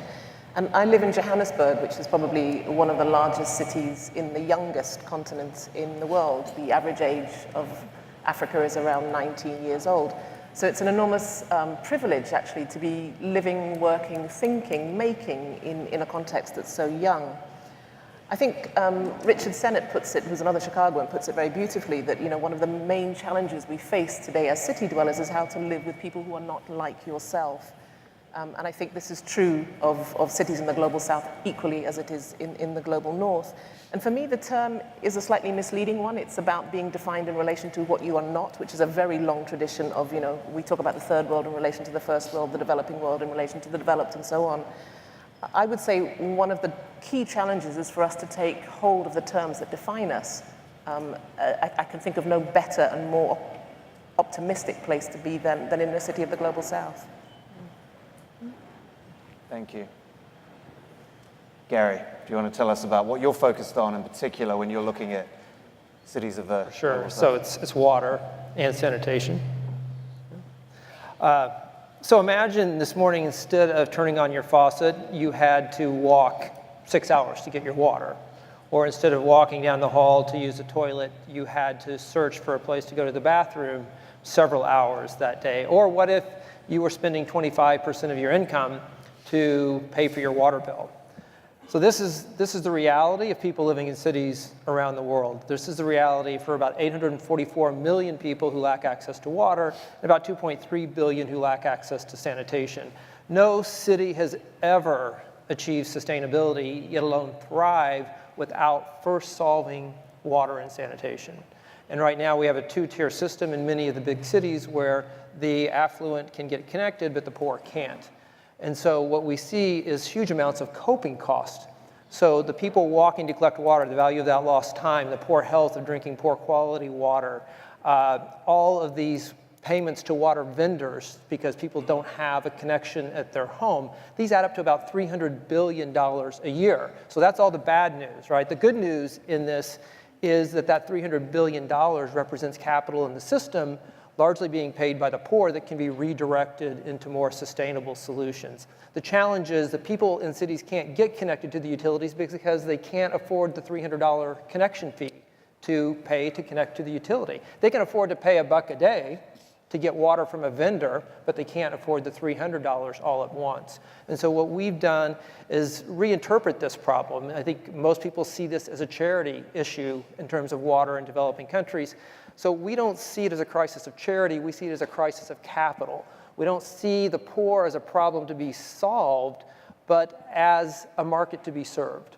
And so that's why we created Water Credit, which helps people get access to affordable loans so that they can pay those connection fees, so they don't have to go to a loan shark and pay 125% interest to build a toilet, so that they can get affordable capital that they can then improve this system for themselves. Their day-to-day costs for water and sanitation drop dramatically once they get access to these loans. We've now helped more than 12 million people in cities get access to these loans and leveraged about $800 million in capital from the private capital markets to fund these loans. So these solutions, the problems in this context contains its own solutions. That's why I'm hopeful that more people will climb out of poverty because they get access to water and sanitation and redirect those coping costs, and they can be part of cities that thrive. Great. Fumi, why don't you tell us what you're focused on? Yeah, so it's really great to be on this panel because I grew up in Lagos, one of those global South cities, and I came to Chicago, and I live in Chicago, a wonderful city. And those are the two places I've lived in my life. And they actually, there's a lot to learn about how you survive and you thrive in a city. Because I'm a city girl, and when I came to this country, everyone told me I had to go live in the suburbs. And I said, that's not possible. I'm from Lagos. And that's because, as you said, there's a lot of activity in cities that give you capital to actually develop yourself and to become globally aware. And so education and healthcare are key to getting people out of those slums into a sustainable economy. And the same obtains in Lagos as on the south side of Chicago. Every city has to figure out a way to get citizens to be gainfully employed. That's why we talk about the fact that health is wealth. The question is, are people poor because they are unhealthy, or are they unhealthy because they are poor? So I'm a physician, and what I actually see about the opportunities to learn about how to run cities and get people to be upwardly mobile is, it's a good example is Chicago. We talk about the physical architecture of a city that actually gets people to be able to go on the lakefront and enjoy a city, whether they're rich and they're on the north shore of the city or they're poor on the south side of the city. So I think there's a lot really that we can learn from each other. So this idea about global south, to me, it doesn't really matter because there are examples of really thriving cities in the global south, and there are places in the north that still need help because there are poor people everywhere, including in America, in my neighborhood in Chicago. I really like the diversity of this panel in the sense that each person has their priority, and I want to start a little bit of a conversation here because Abba, you've talked about finance in particular and about how that's critical in getting that right. We've heard about education and also about health, and we've heard about water. So I'm wondering, maybe we'll start with Ed, and we can get into a bit of a debate, healthy and polite debate, more CNN than Fox News probably. But if, maybe Ed, why don't you tell us, which one of these priorities do you think is the most important? I think it depends where you are. To me, at least, there's a hierarchy, and I share the view that water comes first because there is no crime wave that is as deadly as a cholera epidemic.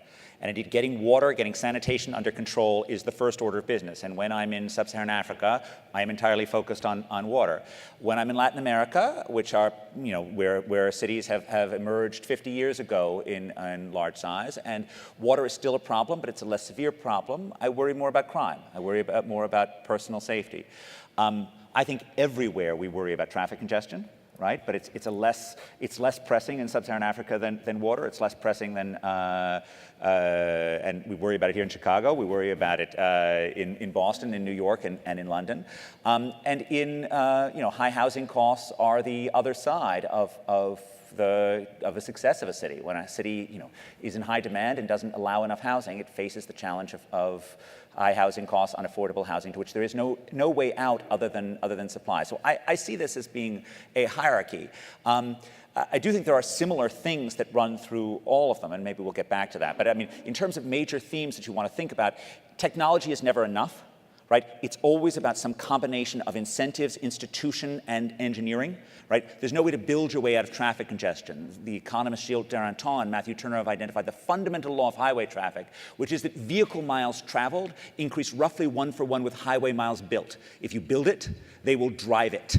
okay? Which does not mean that we don't need more roads in sub-Saharan Africa, but if we don't also think about what policies we have to constrain congestion, we also have a problem. And I'll avoid talking about the stories about the last mile problem, but it's a similar problem, that we build water mains and we don't worry about how we're going to have people connecting, and it becomes a big issue. And similarly in the case of policing, it's about social policing as well as sort of actual prisons, right? Prisons are a tiny part of the answer. The right answer is to make sure that we have police who work effectively with the community and leverage the community to be a tool for its own safety. And ideally, we have communities like Dharavi, which was mentioned earlier, where you're perfectly safe in Dharavi, not because of anything to do with the Mumbai constabulary. You're safe because, in fact, the city watches its own, which of course is one of Jane Jacobs' greatest points. So I'll stop there, but I think the question is, what's most important depends on where you sit, not that there's one universal answer for that.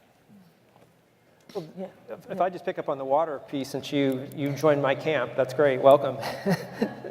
I think it's not just what's the biggest problem. I had a 5th great-grandfather who died in the cholera epidemic of New York in 1849, so I have this issue in my birthright. Yeah. Well, I think it's not just, what's the worst or what's the most pressing? I think it's an intersection of like, what's the severity of it, what's the intersection with equity with it, and what's the intersection of solvability. I think those are things that I look at and see those clearly being demonstrated in water. Of course, my opening comments show the severity of this. It doesn't also, though, take into account the health costs, the fact that girls are spending 266 million hours every day walking to collect water. So what happens? Well, they're not in school, they're not building a future. So the severity of it is there.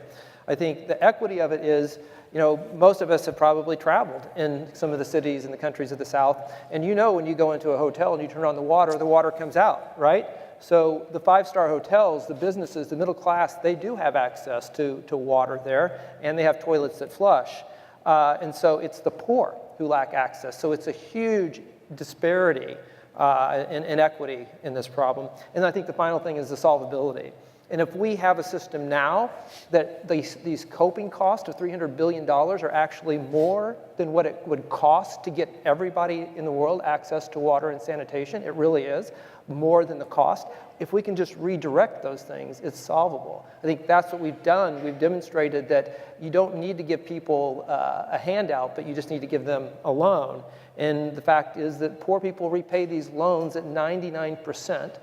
More than half of them live on less than $2 a day. This has become such a bankable approach. We now have created a whole separate entity, Water Equity, which raises social impact capital from investors in the US. Investors invest in the funds. We get the loans to people living in poverty. Those loans get repaid, and we repay investors. So we've now raised commitments of $50 million in capital with that, and we've also provided a financial distribution to our investors for the first year of 3.6%.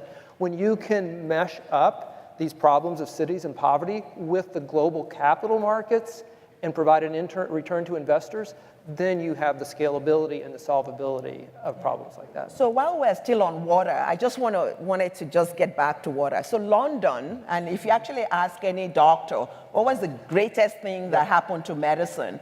It's that we figured out sanitation and immediately improved health and well-being of public health in London. So the question really that attracts me to this whole sustainable development and thinking about people, not as just individuals who need water, who need health, who need this, is really think about the holistic approach to health and well-being.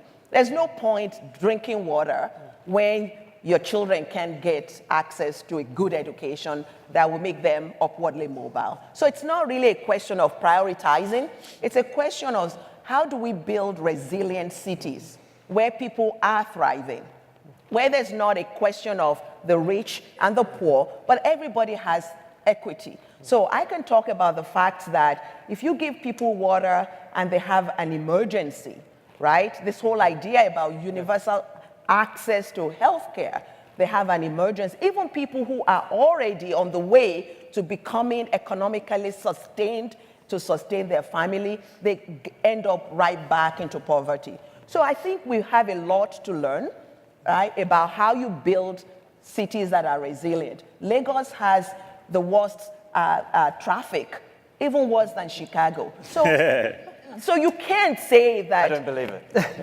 You go to on the Third Mainland Bridge in Lagos and you will see that. So when we're talking about climate change, we're talking about a way to actually think about the future of lots of people living in cities. I think we can do a lot together to address things that actually will get economic development. You address climate change, you get people health, you get them to school. Let's just imagine the cities of the future. And I think that there are lessons to learn, both in the global south and in the north, on how we can do things better.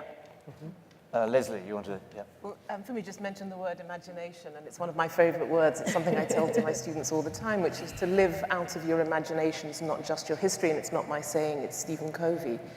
But I'm reminded of a project that was once given to a friend of mine, an architect working for an NGO, to build a community center for girls in northern Nigeria. And she found that the only time that girls were unsupervised was when they walked to and from the well to their house to collect water. So what started out as an architectural project eventually became a series of pamphlets telling young girls about marriage, about menstruation, about women's rights. So the solution, in a sense, wasn't a building at all. It was a piece of paper. But it leads me to think about imagination as a tool. And I think this is a hugely important and critical part of what we do, as educators, is to give voice, to give space to imagination. And we talk a lot about kind of the problematics of cities, cities everywhere, not just the global south. But I think particularly because someone, speaking from the educational sector, we don't spend nearly enough time thinking about how do we train people to think differently, to come up with different solutions. And that requires imagination infrastructure, and I think we're phenomenally bad at doing that. I want to move on to a slightly different topic. I know you've all read this wonderful supplement, The Future of Cities, that we published yesterday.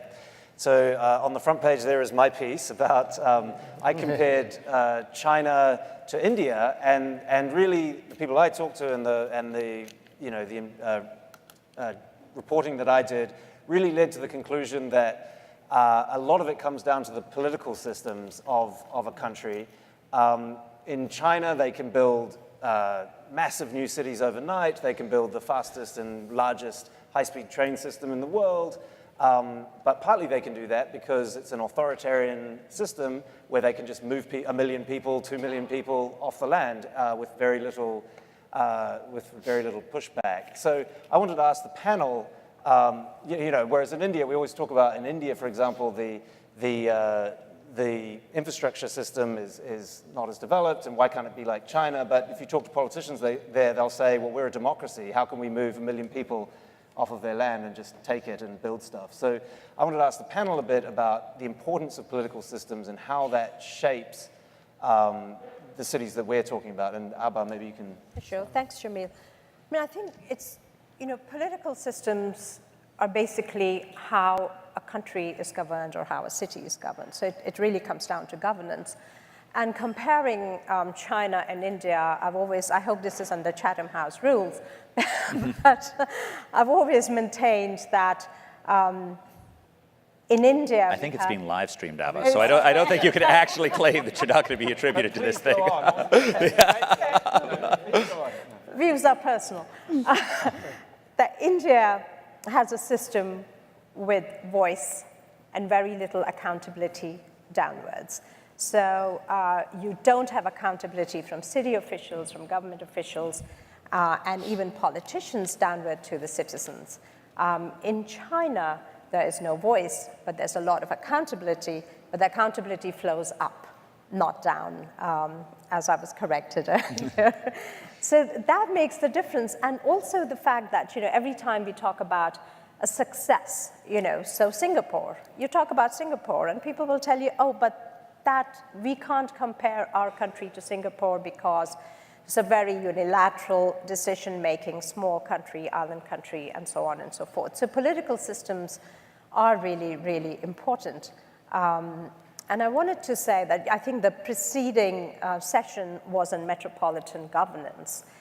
And I think governance is key because a political system eventually defines the governance of the country and percolates down to the city. And what we mean by governance is a leadership which has a strategic vision, which has long-term planning, and in a more sort of focused way where you have principles of integrity, both formal and informal, which means your officials are incorruptible to some extent. And I think that becomes important into service delivery, and and it's a huge part of inclusion. And I just wanted to take 20 seconds to say that when you said, what is your priority for a city? For me, the priority is, the lack of inclusion in cities, which then leads to slums and ghettos and exclusion from services like water, sanitation, health. And I think we need to focus on how do we bring inclusion into cities so there's no segregation, there are no slums on one side or south side of Chicago, and basically it becomes a question of equity and inclusion. Leslie, you had some interesting thoughts earlier when we were talking. I'm probably going to get shot for saying this. I mean, I think most of Africa politically is still very feudal. Certainly in the country that I live in, South Africa, and I'm not South African, I should say. I often say that it's a bit like being at the court of Henry VIII, and I think that was evidenced by the removal of Zuma. But one of the things that we very rarely talk about when we talk about cities in general is how does one make a culture of a city? I mean, Eagleton talks about culture being one or two of the three hardest words in the English language to define. And when we talk about things like policing, army, municipality, we're also talking about the cultures that are embedded within those institutions, those structures. I think for large parts of, certainly of Africa, the culture that you inhabit, the culture that you come into when you come into the city is still largely ambiguous. People move from the rural areas, which is not just a geographical move, it's also a move in terms of time. We're often coming from very feudal, very agrarian societies, bang, slap into the middle of the city. No one actually knows how to behave in the city. And we rarely talk about that. I mean, I think Nigeria is a very good example. If you think about, so many people understand how to be in a city through watching Nollywood videos. That is not the purpose of a Nollywood video, as to how to instruct you how to live in the city. But that's often the only image of the city that one gets prior to arrival. So I think these are really complex questions, and a bit like you were saying earlier, language is your thing. To be very specific about what you mean, I think, is of huge importance. Just to jump in. Oh, go Ed, yeah. Go ahead, Ed, and then we'll go to. Okay. So I really enjoyed your article yesterday, in part because it took me back to some work I did 15 years ago, thinking about the trade-off between dictatorship and disorder, where in some sense dictatorship occurs when we have a highly empowered state that sometimes does wonderful things, like Lee Kuan Yew often did in Singapore, and sometimes does things that are absolutely catastrophic, like, for example, the Cultural Revolution. On the other hand, disorder is the everyday waste and chaos and loss that happens when a government is relatively non-functional. And in some sense, this China-India trade-off is thinking about the trade-off between disorder and dictatorship. But to me, at least the larger question, as we look at so many cities of the developing world that are poorly governed in different ways, will urbanization itself lead to better governed cities? I understand that it is tempting when we see all the chaos and all the troubles to think, boy, maybe we should just hold off on urbanization until the political system gets better. But how else is the political system going to get better without urbanization? Certainly that is how this happened in the West. I mean, if we think about, the story that our glorious leader told us yesterday about urbanization in 16th century Netherlands and the Amsterdam building up the civic culture, the voluntary associations that were so crucial in organizing the Great Revolt against the Netherlands' Habsburg overlords, this could not have happened in the countryside. And indeed, this ability that cities often have to rise up and to force accountability, right, on their leaders is sort of a crucial aspect of what we are asking the cities of Africa to do in the 21st century and asking all of us to participate in. And I'll just say one way to think about this is scientifically, there are three aspects to what cities can do when they have, vile overlords of a variety of different forms, one of which is revolt. And actually, there's good evidence showing that, what you know from your history books is true, that urbanization is related to successful revolts against dictatorship. We saw this when Brutus overthrew the last Tarquin king 2,500 years ago in Rome, or in 1789 in Paris, or in Tahrir Square 6 years ago. The second question, and this is of course the big question about Tahrir Square, is can cities then, once they've overthrown a dictator, then make democracy stick? And this is a harder question, and I think the jury is still out on that. And then the last question, which relates to your question really fundamentally, is do cities create a practice of civilization, a practice of working together with people that are different than you, a practice of organizing and associating in a way that can force governments to do what they need to do? And it's that last hope on which I think the future of the world is founded. Absolutely. So community organizing. That's what we do in Chicago. That's what you do in Chicago, yeah. So Gary, you had Just going back to your question about, you know, the political structures and systems and yours of imagination, right? That's so important. And we don't think of like government and political systems as where you go to find innovation and entrepreneurship. And I think we have to foster that from the bottom up. I think we need younger minds coming into the space, social entrepreneurs, who can rethink how these problems can be solved and not expect the solutions to come from the top down. You have organizations like the Skoll Foundation and the Schwab Foundation that invest heavily in social entrepreneurship to basically foster these types of activities. And I know from our perspective, you know, we would have never had a water credit approach. We would have still been out there drilling wells from a charity approach if we hadn't had the support of the Skoll Foundation to reimagine the poor not as a problem but as a solution. And we can't underestimate the power of the bottom up from especially people, millennials that are coming up, and how they're going to do this. And that still takes, for all my talking about commercial capital, that still takes philanthropic capital. Water.org still draws on philanthropic capital, as social entrepreneurs must, to be able to create the next version of some of these solutions from the bottom up. Yeah. Great. I was going to go to questions. But yeah, I just wanted to, you know, this question about, you know, governance, how important it is in terms of how you prioritize the health of your population. So in healthcare, one global south city that I've really admired is how Chile was able to attain near universal health coverage by really strengthening the public health system. Not that there would not be privatization of healthcare, but it was important to them that every Chilean had healthcare. And they built a robust system that didn't cost a lot, but then they achieved universal health care. And that's a model that we can learn from a global south city. We talk about Nigeria's response to Ebola crisis. And it so happened that because there had been philanthropy to try and eradicate polio in Nigeria, there was actually a system already in place in the most crowded and the largest city in Africa, that when Ebola came to Lagos, the public health system worked, and they were able to stem that epidemic.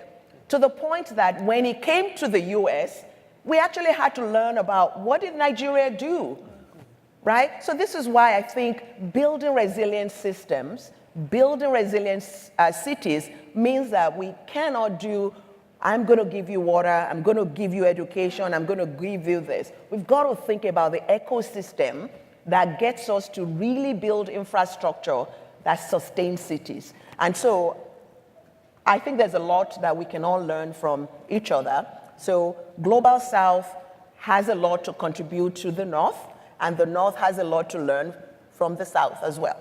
I like that.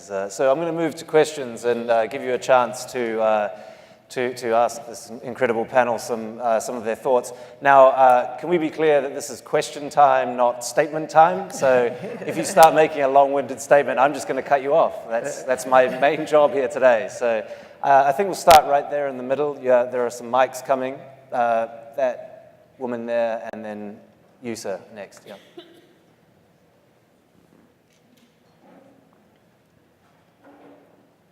Hi, thank you so much for all the discussion. I'm Kayuki. I'm a student delegate from the University of Tokyo. My question is, in order to prosper together, how can we have balance between Global South and North cities, and what kind of interactions are needed? Balance between Global South and North. What are the interactions that are needed between South and North to allow both to prosper? Who wants to tackle that one? Well, I can start. I mean, one of the things that we've really been talking about in healthcare is really this whole idea of making sure that there's equitable distribution of resources.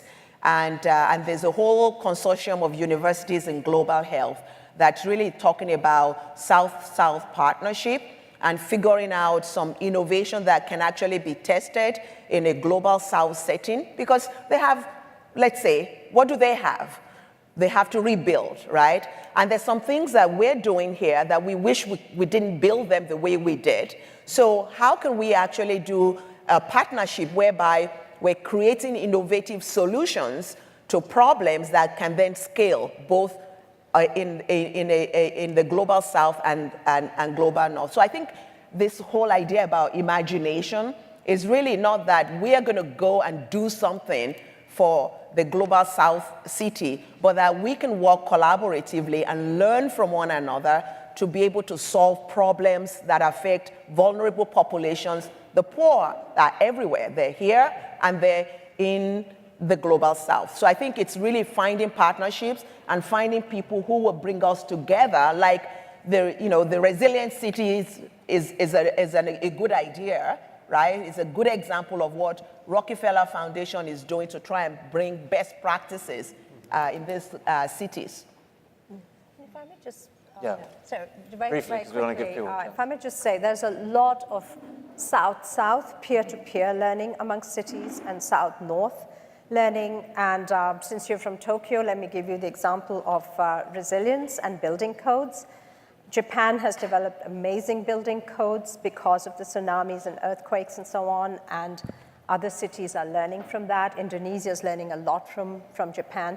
So, and I think that when it comes to city problems, cities reach out to each other. There's a cloud of trust from one city to another, which is not there between two nation states.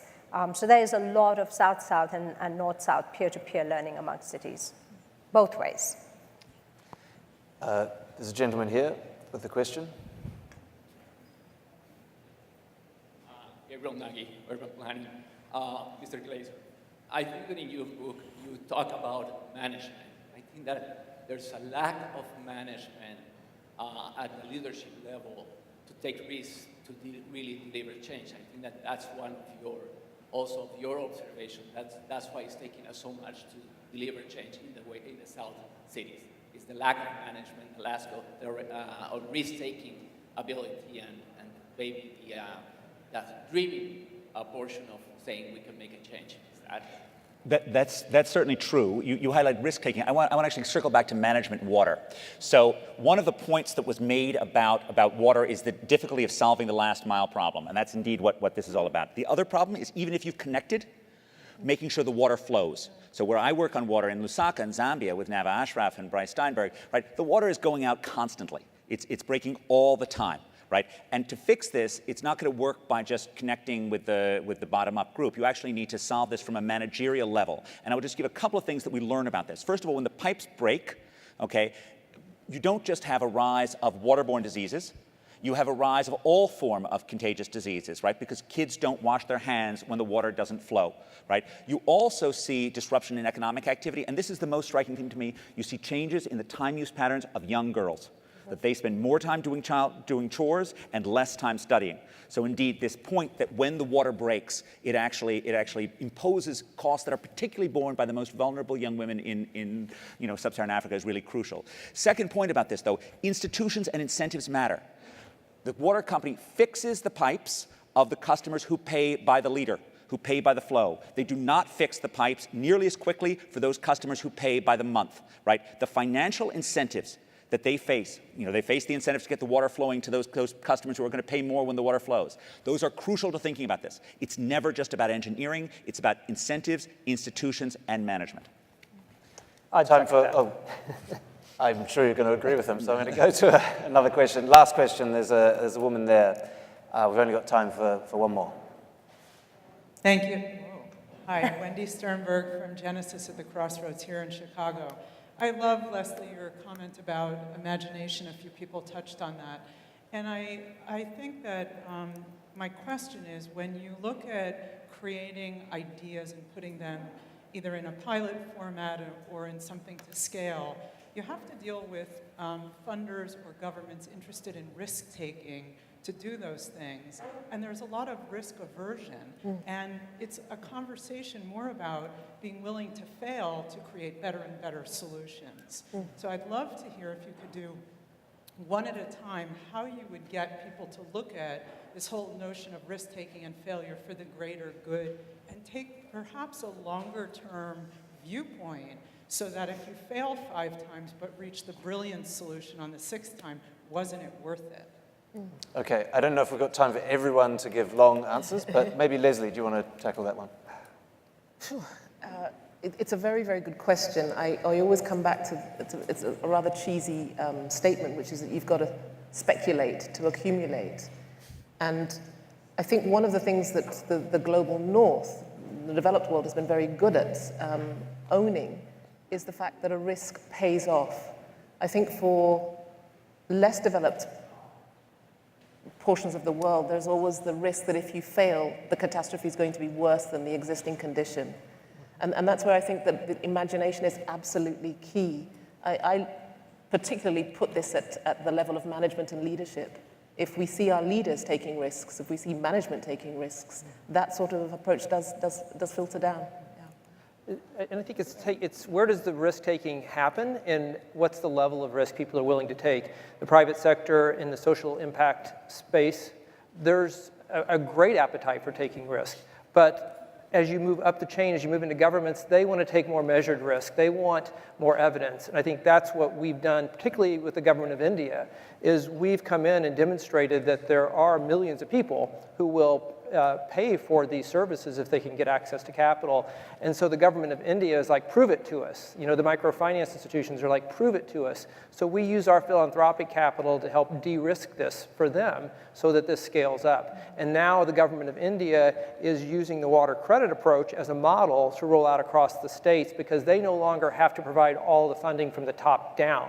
The great miracle of cities is that they generate new ideas by combining old ideas. The thing that cities really do that matters is it enables us to play to our greatest human asset, our ability to steal ideas from the people around us, our ability to learn from a crowd, right? When that gets turned off because of government regulation or because of government ineptitude or because of government risk aversion, we lose that ability for cities to generate the ideas that will transform the world.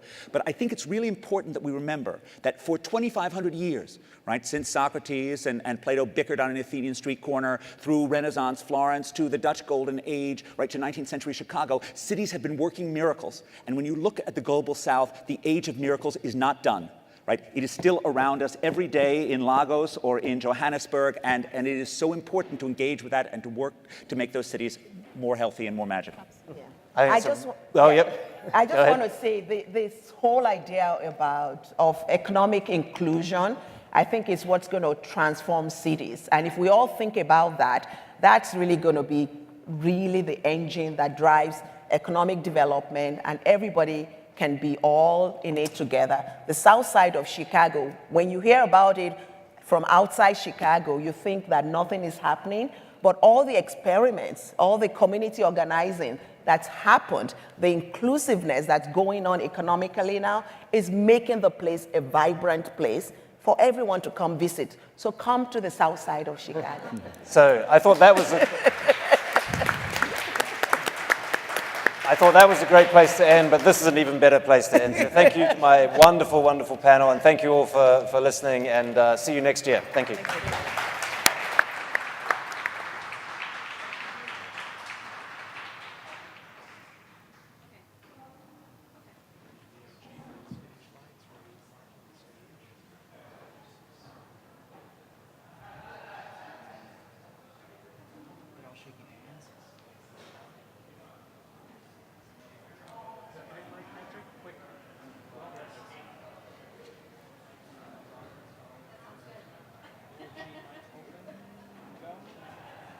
Ladies and gentlemen, artist and photographer Martin Romers.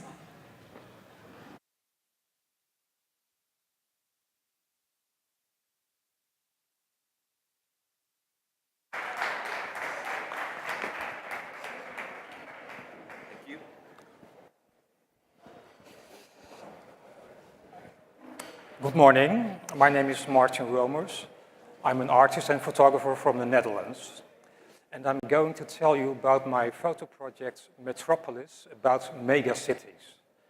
But first, we have this video.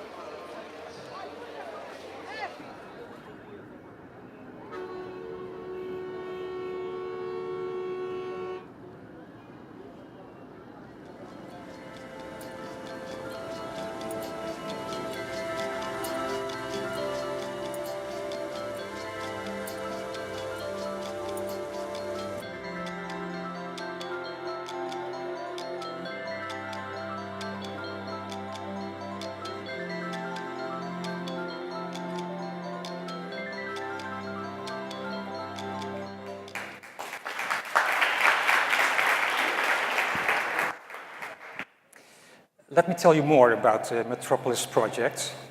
It all began in India. Years ago, I was in Mumbai and I was struck about the crowds, the noise, and the hectic energy. I asked myself, how can people live in cities that are so big and so crowded? And can I, as an artist, answer that question in a photograph? So I developed a concept to photograph the world's megacities, which are cities with populations of over 10 million. I go to the busy and crowded places in each of the cities, and I find a high vantage point, like a roof, from where I have a panoramic overview. To visualize the speed of city life, I use a camera with long shutter speeds. That means that every photo is exposed for several seconds. The result is that every object that moves is a blur, a whoosh. Blurs of driving cars, blurs of trains, blurs of walking people. These blurs, they visualize the dynamic speed and energy of a city. When standing on a roof, I observe streams of traffic and people, but I also look to see if someone interesting is standing completely still. That means that he or she will be sharp and visible on the image. They make up the small personal stories that show what it is like to live or sometimes survive in a mega city.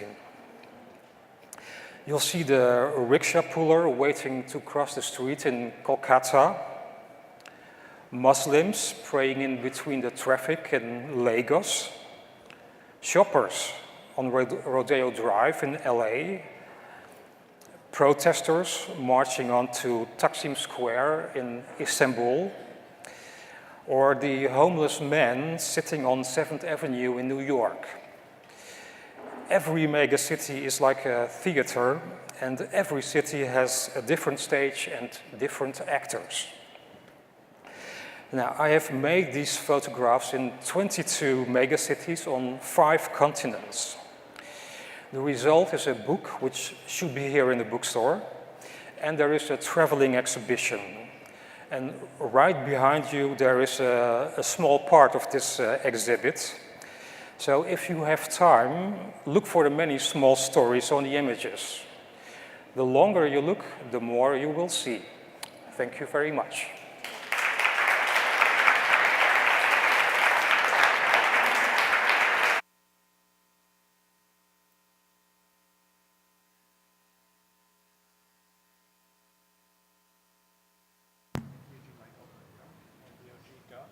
Please welcome moderator Andrew Edgecliffe-Johnson and panelists for the future of work.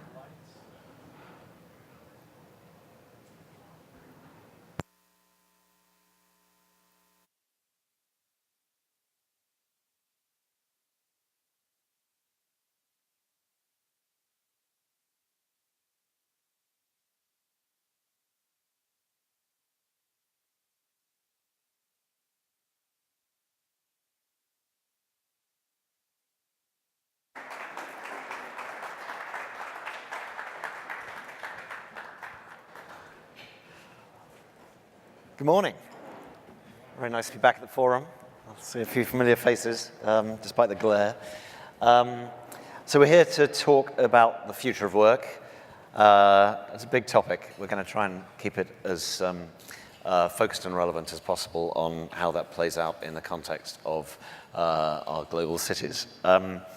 So work has always shaped these cities, from the skylines to the people in them. If there's one thing that brings us to a place like Chicago, it is opportunity. But we know that work is changing in many ways. Technology, from email to Amazon deliveries, makes it easier to work from anywhere than before. We don't need to be downtown in the way that we used to. We have new generations coming through with very different expectations, raised in the gig economy, told they're going to have 10 to 20 jobs in their lifetime, and wondering whether they'll ever be allowed to retire. We have the recognition that our old ways of working have excluded many, women and minorities not least. We have forecasts that a huge influx of people from rural areas to global cities is going to transform them yet further. If the UN is right that the world's 69% of the world's population will be living in cities by 2050, up from 55% now, we have to find jobs for those people somewhere. And we have a new wave of technology, AI to automation, which is going to reshape work once again. So that can be very threatening to work. In one of the latest reports I read from Bain talks about 2.5 million jobs a year in the US alone being upended by automation and AI. And that's 25% of the workforce by 2030 may be having to find something totally different to do. But it's important to find something uplifting for these events, so I did go looking for a quote, and I found a good one. Automation can be the ally of our prosperity if we will just look ahead, if we will understand what is to come, and if we will set our course wisely after planning for the future. That was LBJ in 1964. So we have been thinking about this problem for quite a long time, and I'm keen to try and bring that up to date with it. We've been worrying for a long time. It is undoubtedly a big challenge. It's an economic challenge, it's a technical challenge, it's a challenge to our social fabrics in many ways. It's even a national security challenge. So we have a fantastic panel to address that challenge. I'd like to introduce, if I may, to my left, Secretary Penny Pritzker, former Commerce Secretary, founder and chair of PSP Partners, who has addressed these subjects as an entrepreneur, as a civic leader in government, and as a philanthropist. To her left, Anne-Marie Imafidon from London, who got her master's from Oxford in mathematics and computer science at the age of 20, which I mention not just because you can't have two British people in a room for more than 5 minutes without finding where they went to school together, but because she's taken that, that experience after a career with employers like Goldman Sachs and Deutsche Bank to try and get more girls and women into science, technology, engineering, and math under the brand of STEMET, which we'll hear more about. To her left, Kate Gibo is Executive Vice President of Human Resource and Labor Relations, United Airlines, here in Chicago, who leads a team of 500 people who are thinking about the culture of the company as well as the day-to-day challenges that HR and labor relations throw up. And finally, Steve Adler, mayor of Austin, Texas since 2015. Must be one of the most enviable jobs to have. Background in civil rights law and a record of attracting an awful lot of people to that rather fun city. So I'm looking forward to this. We know the robots are coming. Until they storm the stage, the intelligence will be all natural. So let me throw this open first of all to Secretary Pritzker. You co-chaired a report recently called The Work Ahead by the Council of Foreign Relations. And in reading about that, I saw you describe this challenge as the economic issue of our time. Mm-hmm. Why do you see it in that way? Well, first of all, if you think about the seismic forces of automation, artificial intelligence, globalization, and the effect that they're having on people, there's an enormous amount of angst out there, and people do not feel, and Americans, our report was focused mostly on Americans, or solely on America, is people do not feel that the path for them is clear. How do I adjust? How do I adapt? How do I thrive in a situation where artificial intelligence and automation are norms within your community, your work life? There's an enormous amount of fear. 75% of Americans have a fear about their future work and that of their family members. So the report that we produced is really focused on how do you improve the link between education, workforce training, and jobs, as opposed to the two sitting separately. And I would say we learned a lot from the folks in Europe. Right. There's a lot better capabilities in countries like Germany, Switzerland, and others in terms of how do we do this than the way the United States has kind of let every man for himself or every woman for himself. And so the report, and you may ask yourself, why would the Council on Foreign Relations want to create such a report? It was really because the fundamental belief that the ability to lift people out of poverty and create inclusive economic growth is really one of our greatest foreign policy tools. It's not just something that's a solution for our own economic growth, but it's also a foreign policy tool. And so the report basically talks about the need for a fundamental systems change. How do we better link education to jobs and workforce training to jobs, and how do we really create a system that supports lifelong learning? And I can go into a lot of the specifics, but I'll let Will go. Okay, so here's the Council of Foreign Relations casting this as a very broad global challenge. And Yes. we do talk a lot when we talk about AI, when we write about these subjects in the FT, we talk about the battle between the US and China, who's going to win. We don't often talk about the battle between Chicago and Austin. But so how does it play out at a city level when we talk about these challenges? Well, I think that the challenge for cities in terms of jobs is going to be one and has been one for all time for populations. Austin is a fast-growing metropolitan area, the fastest-growing metropolitan area, large city in the country. For each of the last 7 years, we have over 100 people moving in every day. So the jobs in our city is something that's both attracting people as well as creating challenges for the community that we have. In our city, we were able to attract jobs. We were able to attract people primarily because it's I think a magical place to live. People want to live in the city. It's a beautiful city. It's an entrepreneurial, creative city. It has the University of Texas, so there are a lot of attributes in the city that attract people to come there. And I think that's the primary reason that Apple and Facebook and the other companies come there, because the people that they want to have work for them want to live in a city like Austin. But with that many people coming, and with those jobs coming, it creates challenges. Foremost among those are affordability issues. We're finding that it's harder and harder for the people that are in Austin to be able to afford to stay in the city.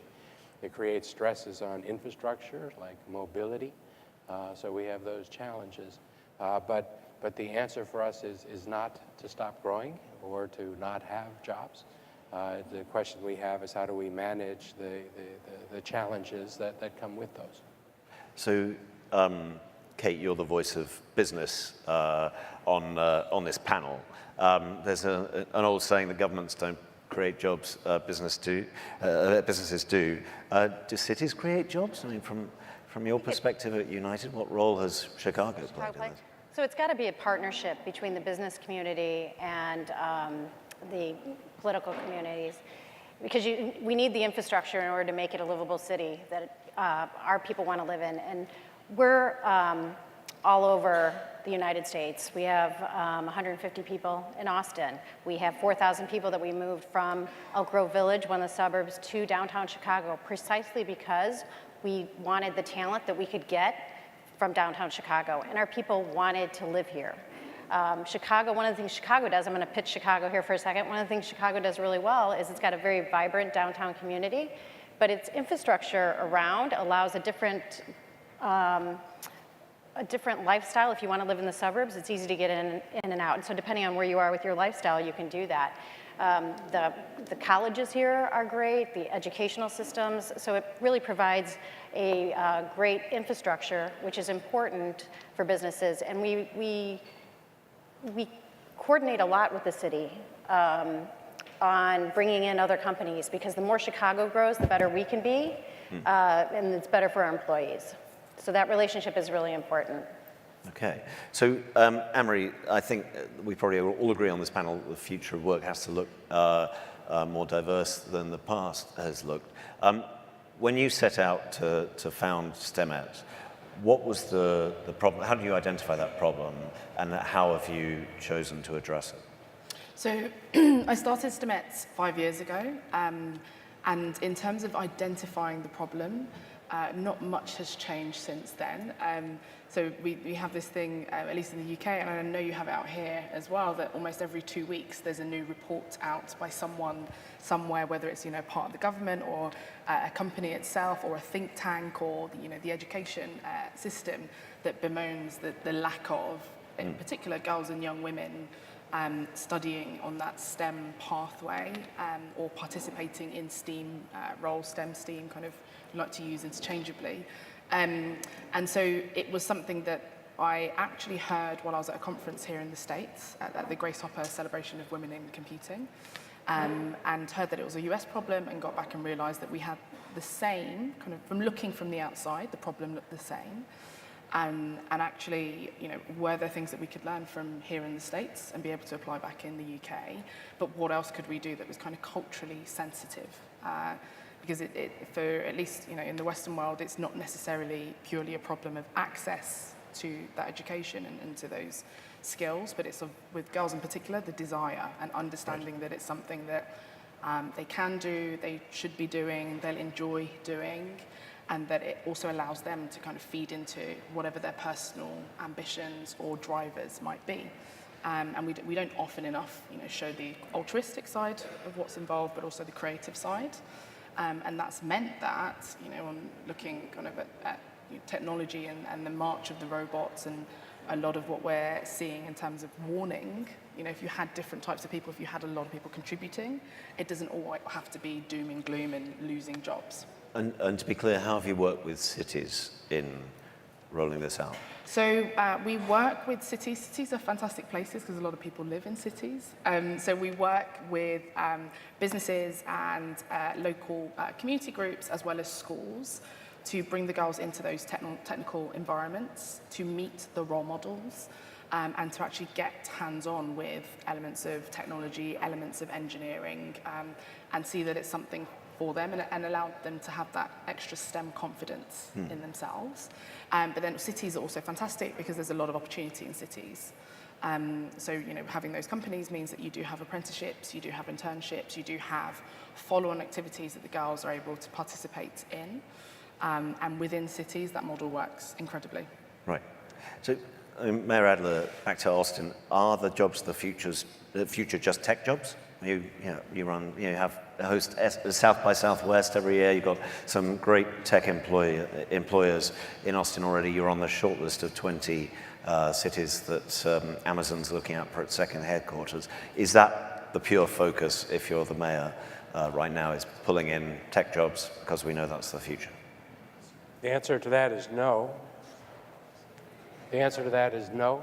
You're allowed to sing as well if you prefer. We'll send everyone home. The jobs that we're looking for in our city certainly include those tech jobs.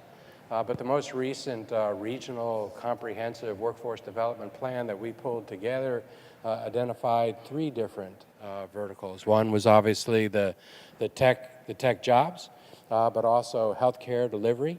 In a city like Austin, you have challenges associated with access to opportunity, where large parts of the city are doing incredibly well, but the divide between those that are doing well and those that are not are exacerbating. So there are a lot of jobs for nurses and that kind of support. And then certainly in a city like Austin, skilled labor jobs, real important.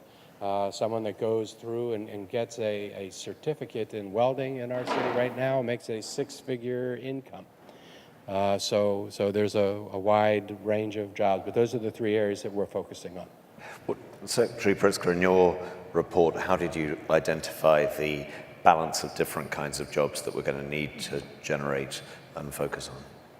Yeah, the report focused on, let me give you a little bit of a framework on the jobs that are being created. And one of the challenges we have across the country, Austin may be a bit different, but it's true across the country, most new jobs being created, net new jobs, are contract jobs or gig economy jobs. Yeah. And the challenge that's being faced by individuals in those jobs is how do they, first of all, do those jobs pay sufficiently enough so that someone can support themselves or a family?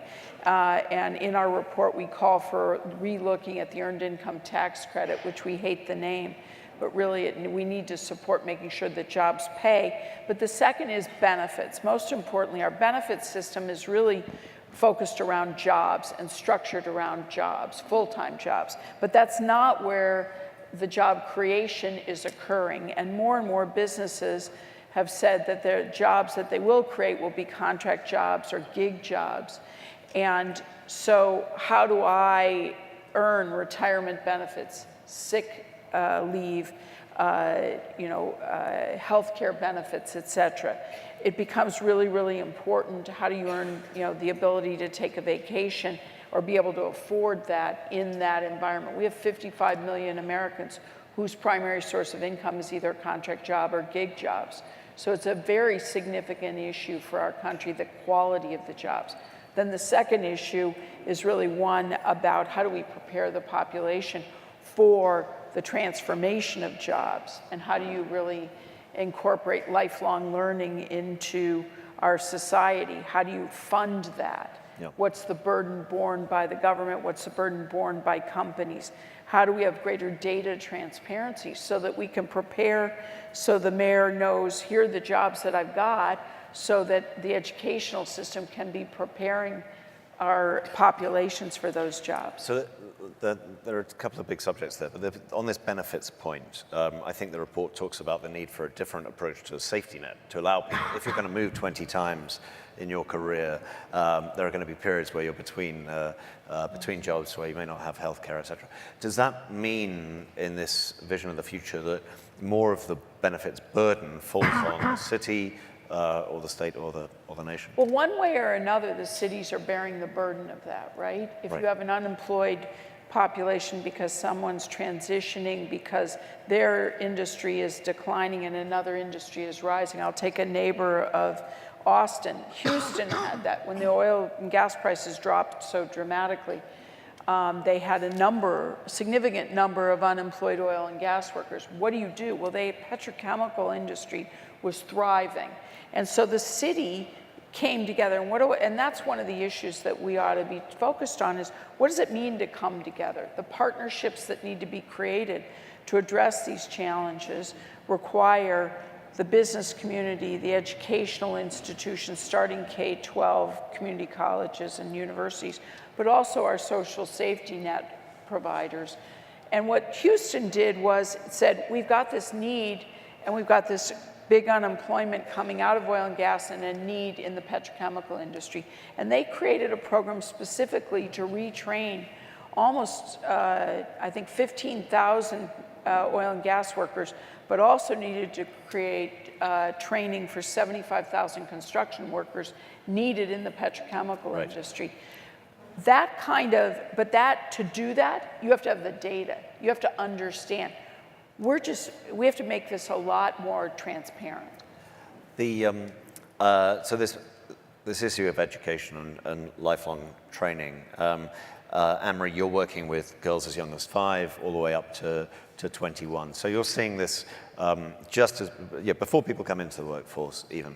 What is your assessment of how well the education system in a place like Britain is preparing this cohort of young women for the future of work? I mean, how much do you work with the education system? How much do you have to work around it? So I say this, I guess you always say, I don't want to cause offence, and then you go ahead and say something slightly offensive. But I think the education system is doing as best as it can, given how quickly things are changing.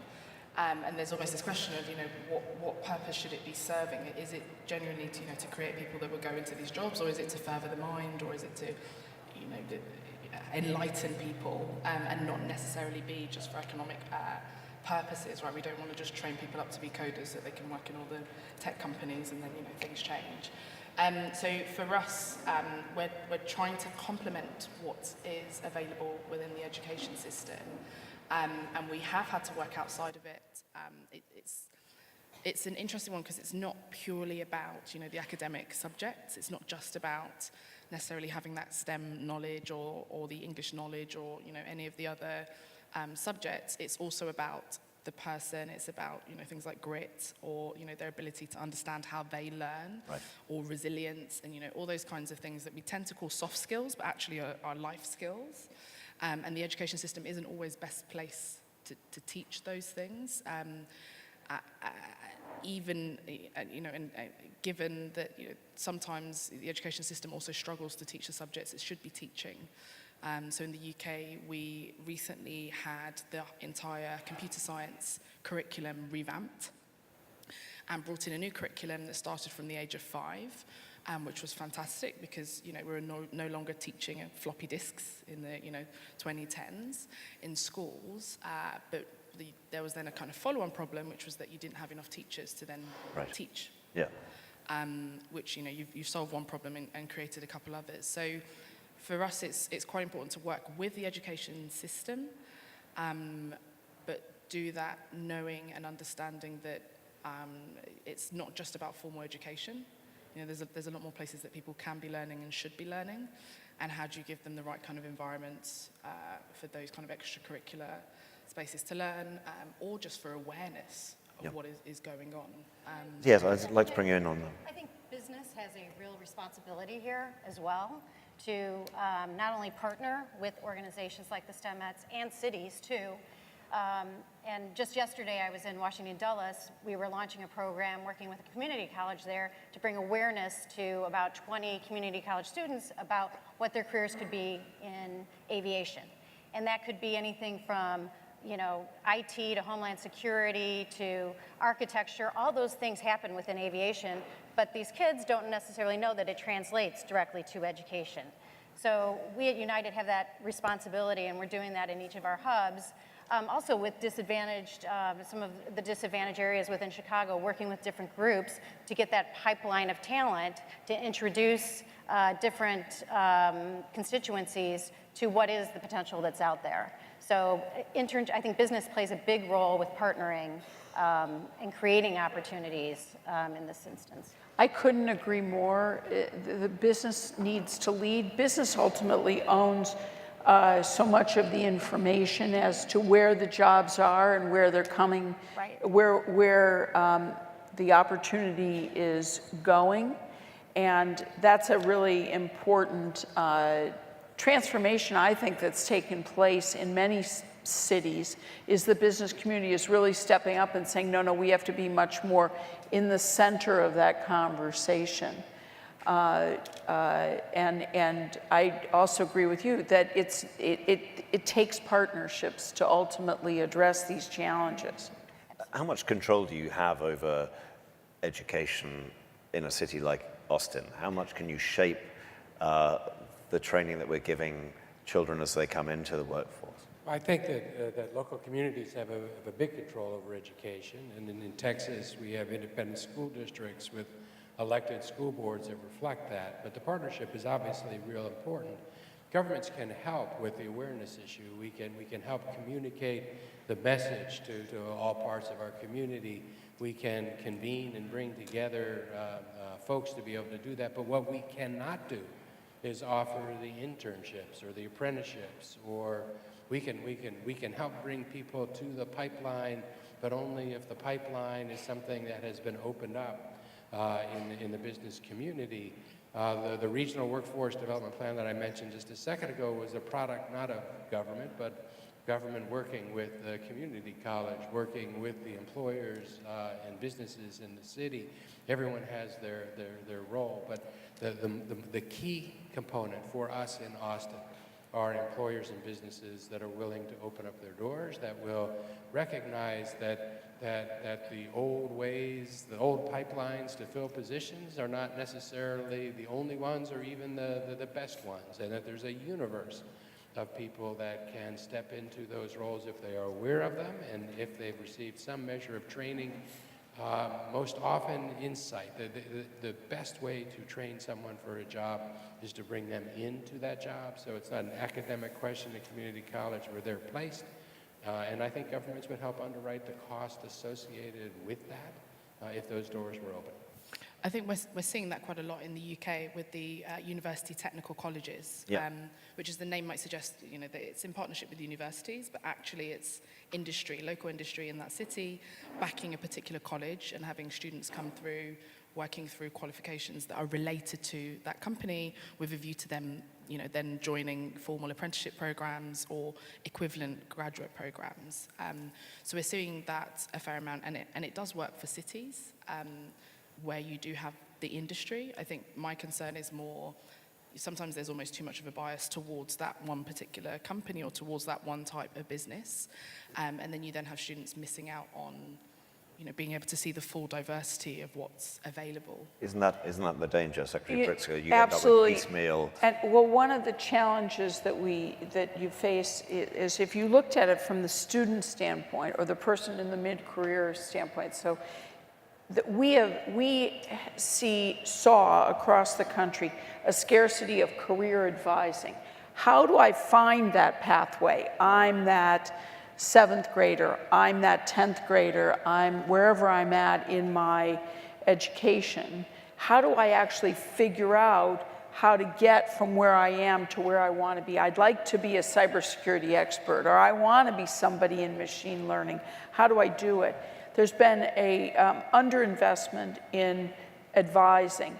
There have been, though, the creation of some really interesting new tools, like Credential Engine, that is online, helps you understand the value of a specific credential, or Journeys, which is an online tool that you type in and say, I'm a 9th grader and I want to become, just like Anne-Marie, I want to become a technological expert.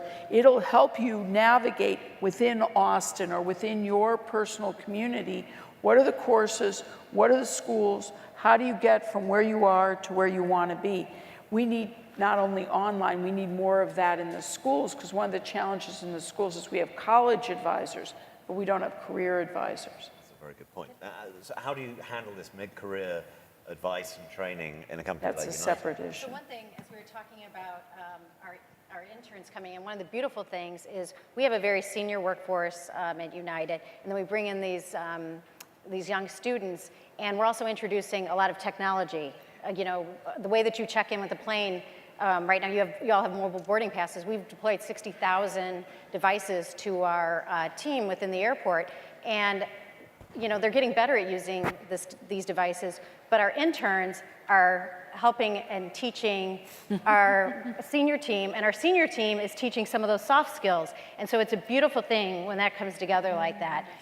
But it's got to be something that everybody comes along in the journey. So as we were introducing technology at United with these personal devices and being able to check in or deal with a upgrade right there in the moment, you don't have to be behind a desk anymore. Having our team help us design what it is they want and how they could use it, that's how we got the adoption. And it's much better today than it was 3 years ago, and it'll be much better 3 years from now. So we're excited about that partnership with our interns. All right. I wanted to come to the case study that's very front of mind at the moment. When we talk about cities creating jobs, we often think about that traditional kind of competition for the big employer that's going to move its headquarters somewhere. And the live one at the moment is Amazon, looking for a second headquarters. You're on the short list of 20. How did you go about that pitch? Traditionally, it would be the economic incentives, it would be the tax breaks, it would be the sweeteners. I saw a letter you wrote to Amazon talking about soul, the soul of the community in Austin. What's different this time? Well, at a really high level, I don't think, my personal belief, without any inside information, is that Amazon's not going to make that decision based primarily on what incentive is or is not offered by the community. I think they're going to be much more concerned, as are most employers, with the environment that their employees are going to live in. And I think that the cities that are able to attract businesses are going to be those cities that have a quality of life that companies and their employees want to be a part of. So in the communication that I sent to Amazon, first I obviously extolled the virtues of my magical community, and then expressed the belief that it would be a place that Amazon employees would like to work, and we have a lot of Amazon employees already working in Austin. But I did point out to the company that we have two real significant challenges in our community. One is affordability, and the other one is mobility. And express the belief that a company the size of Amazon might very well be able to help our city meet or address those challenges in ways that we cannot without that scale, or could not for a considerable period of time. So I invited Amazon to join together in a conversation about a different kind of paradigm for how large companies could enter cities, to come into a city as a neighbor, as a part of the community, also rolling up sleeves to help find answers to address what is that community's most significant challenges. And frankly, that's the same pitch that I would give to any company that was looking at coming to Austin. And I think that fits with what is the spirit and soul of what's Austin. Okay. When you have that inside information, I'm counting on you to tell the FT first. But we're going to go to questions from the audience. We have got some microphones available, so just stick your hand up, and we will get a microphone to you over. Can we just go to this side here first, and then I see another one over there. Yeah. Hi, I'm Guy. Could you just briefly introduce yourself and say who you'd like to answer the question?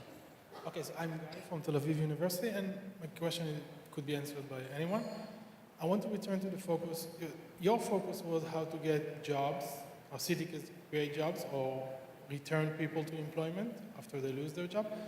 But one of the main concerns, and you talked about the gig economy, is working instability and stagnating wages, things like that. And I was wondering whether you think that cities or metropolis policies can do something to combat these side effects of the current job market. I didn't catch that very well. Can you just try and summarize the question again, and just hold the microphone really close? Looking at the current job market and the vulnerabilities that workers from all stratas are facing, like job insecurity, like stagnating wages, like low benefits. And I wonder, do you think there is anything that cities can do about this kind of side effect of the current job market?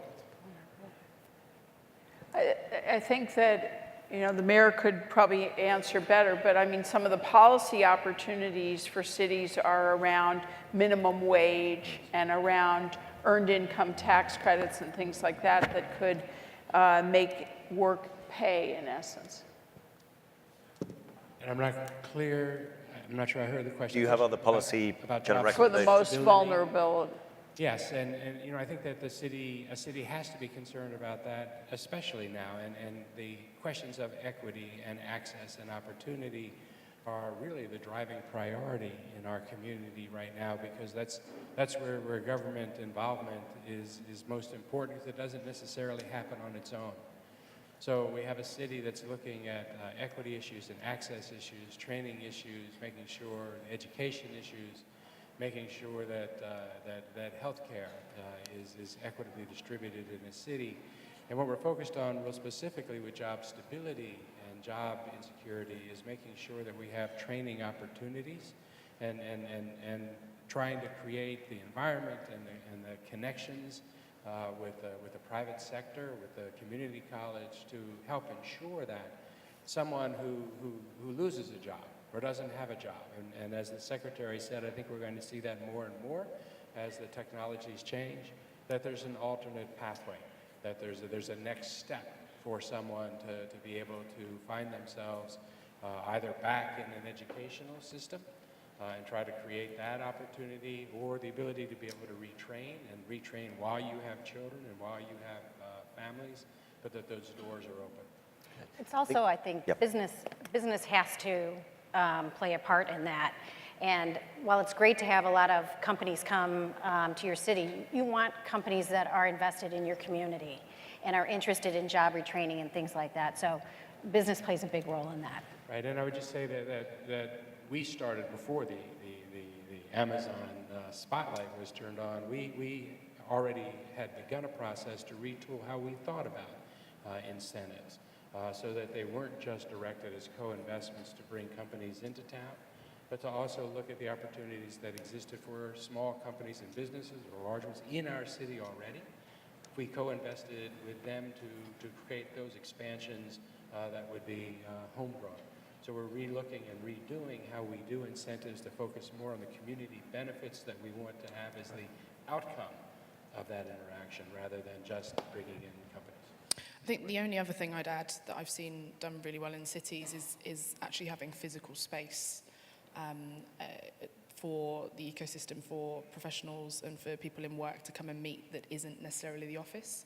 So, you know, sometimes it's things like the Impact Hub, or other times, I know Google has a Google campus in London, but spaces where you're able to come and learn in informal environments and kind of have better places to network and to have those kind of soft skills, because if you know your job's not stable, you feel a lot better and a lot more secure if you're fully aware of the options that you have that might not be immediately obvious. Chicago created an organization called Skills for Chicagoland's Future, which is an intermediary that exists between the social service organizations that are identifying our most vulnerable and working with them on a day-to-day basis, and the employers, so that they could then help the individuals bridge their skills gaps, as well as often one of the challenges that people face is an ability to describe what they know how to do. Right. What are the skills that they actually have? I've been a production supervisor for 15 years. What does that mean I know how to do? That's a great point. And I take back everything I said about the importance of cities' geography and convening power having diminished, but I think that location point is an important one. There was a question over this side of the room, if we can get a microphone there. Yeah. Thank you all for your comments. My favorite panel so far. In Tom Friedman's book this year, Thank You for Being Late, he says that the next generation won't be able to get a job, they'll have to reinvent theirs. Two questions here. Number one, how can educational institutions prepare the next generation for not just a specific job or a specific skill, but with skills and traits that they can reinvent themselves constantly over a 40, 50-year career? And then how do businesses adapt to the fact that millennials are job hoppers? How do you retain that talent when they have got so many options in Austin, in London, in Chicago? Thank you. Who wants to take that? Can I take business? So in United's case, we offer flight benefits, so that seems to help a little bit with our turnover. But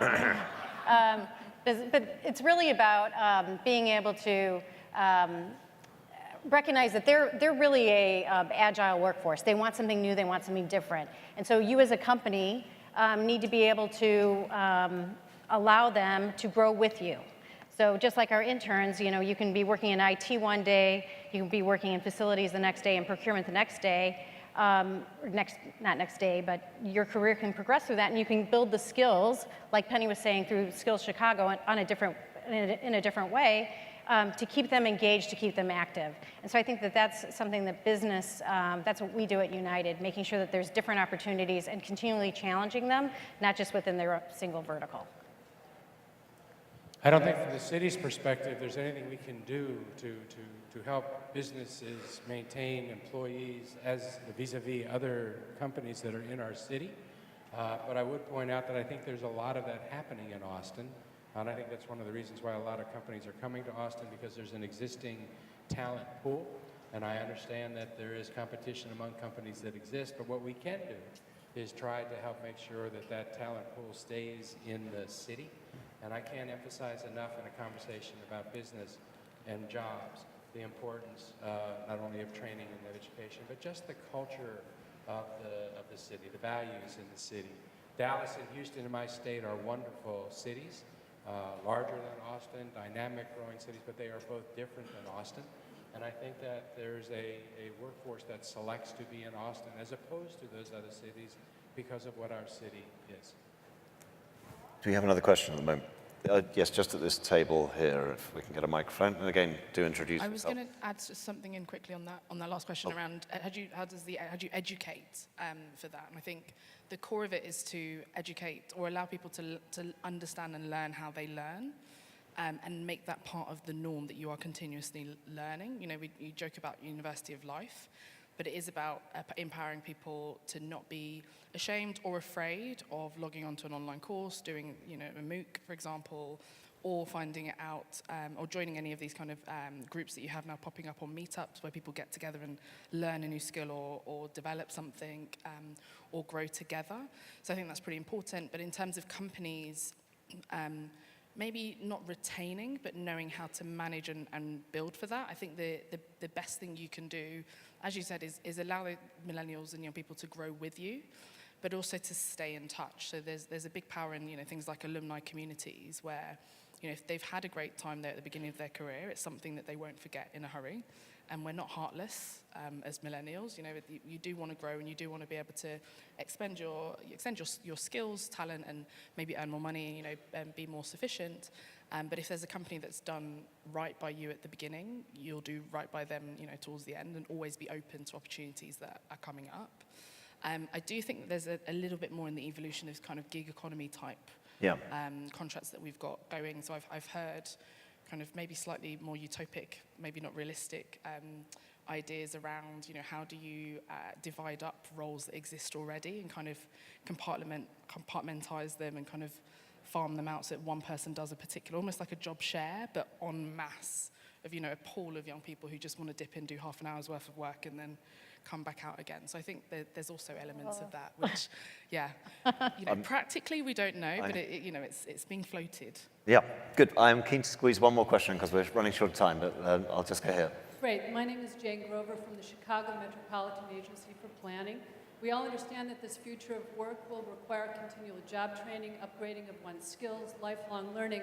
But one of the bigger barriers and a source of anxiety as we look ahead to the future of work is the affordability of that training and education. There's an equity angle, an inclusive growth angle. How do we address that anxiety and the affordability of education and training from the perspective of those job seekers? Would you care to say that? You want to start? I was going to say, policy-wise, this is something we've looked at quite a lot within in the UK, and affordability of it is something that I think we've looked to business more than anything. So a mixture of government and business. There are a number of different funds and grants available for companies at the moment who want to tap in and help people that are already there retrain and work towards new roles or future roles. So that's something we're seeing a lot, but it's almost to be taken as an investment for that company. So we also have it mandated that there's a certain percentage of salaries every year that are to be put to learning and development and learning and training for employees that you have that are currently with you. So that's the model that we're going towards. Frustratingly, not enough companies draw down on those funds at the moment, but I don't know if you want to... In the United States, there's really two opportunities. There are two bills in Congress right now, the Higher Education Bill and the Perkins Act, both of which would create greater flexibility for existing funds to support lifelong learning. And those are bills that ought to have bipartisan support frankly, ones we should focus on as business leaders, because they would very much support the kind of lifelong learning that you're suggesting is important. The other issue is just the overall cost of education. We've got to make it easier for someone to access skills training along the way of their education so that they could be accumulating credentials over time as opposed to needing to just, not everyone's going to be able to afford to do four-year college straight away. And that would be another way to address affordability. We're out of time, but I do want to ask you one final sort of political question, Secretary Pritzker, from your perspective, from your time in Washington.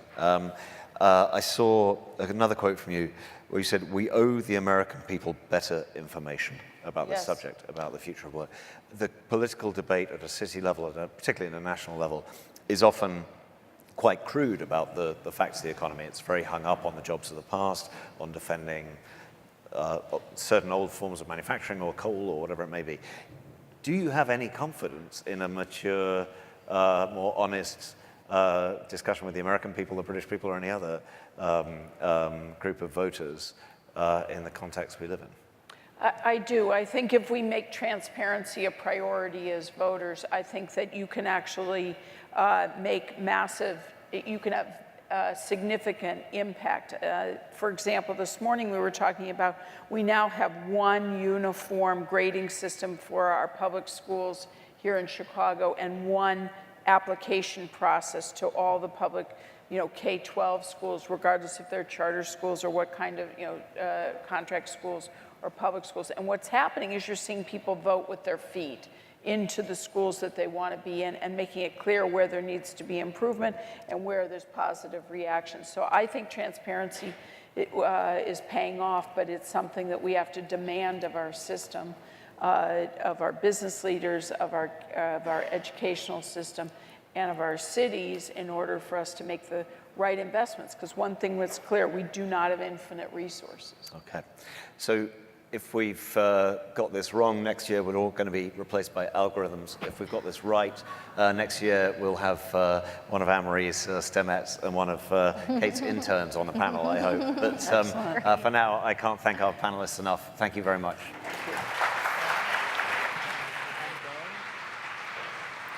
Ladies and gentlemen, this concludes the morning plenary session. Please proceed to the lunch zone for food and networking. For those of you attending workshops, buses will depart promptly at 1:30 p.m. Please see the registration desk if you are unsure of which workshop you are attending.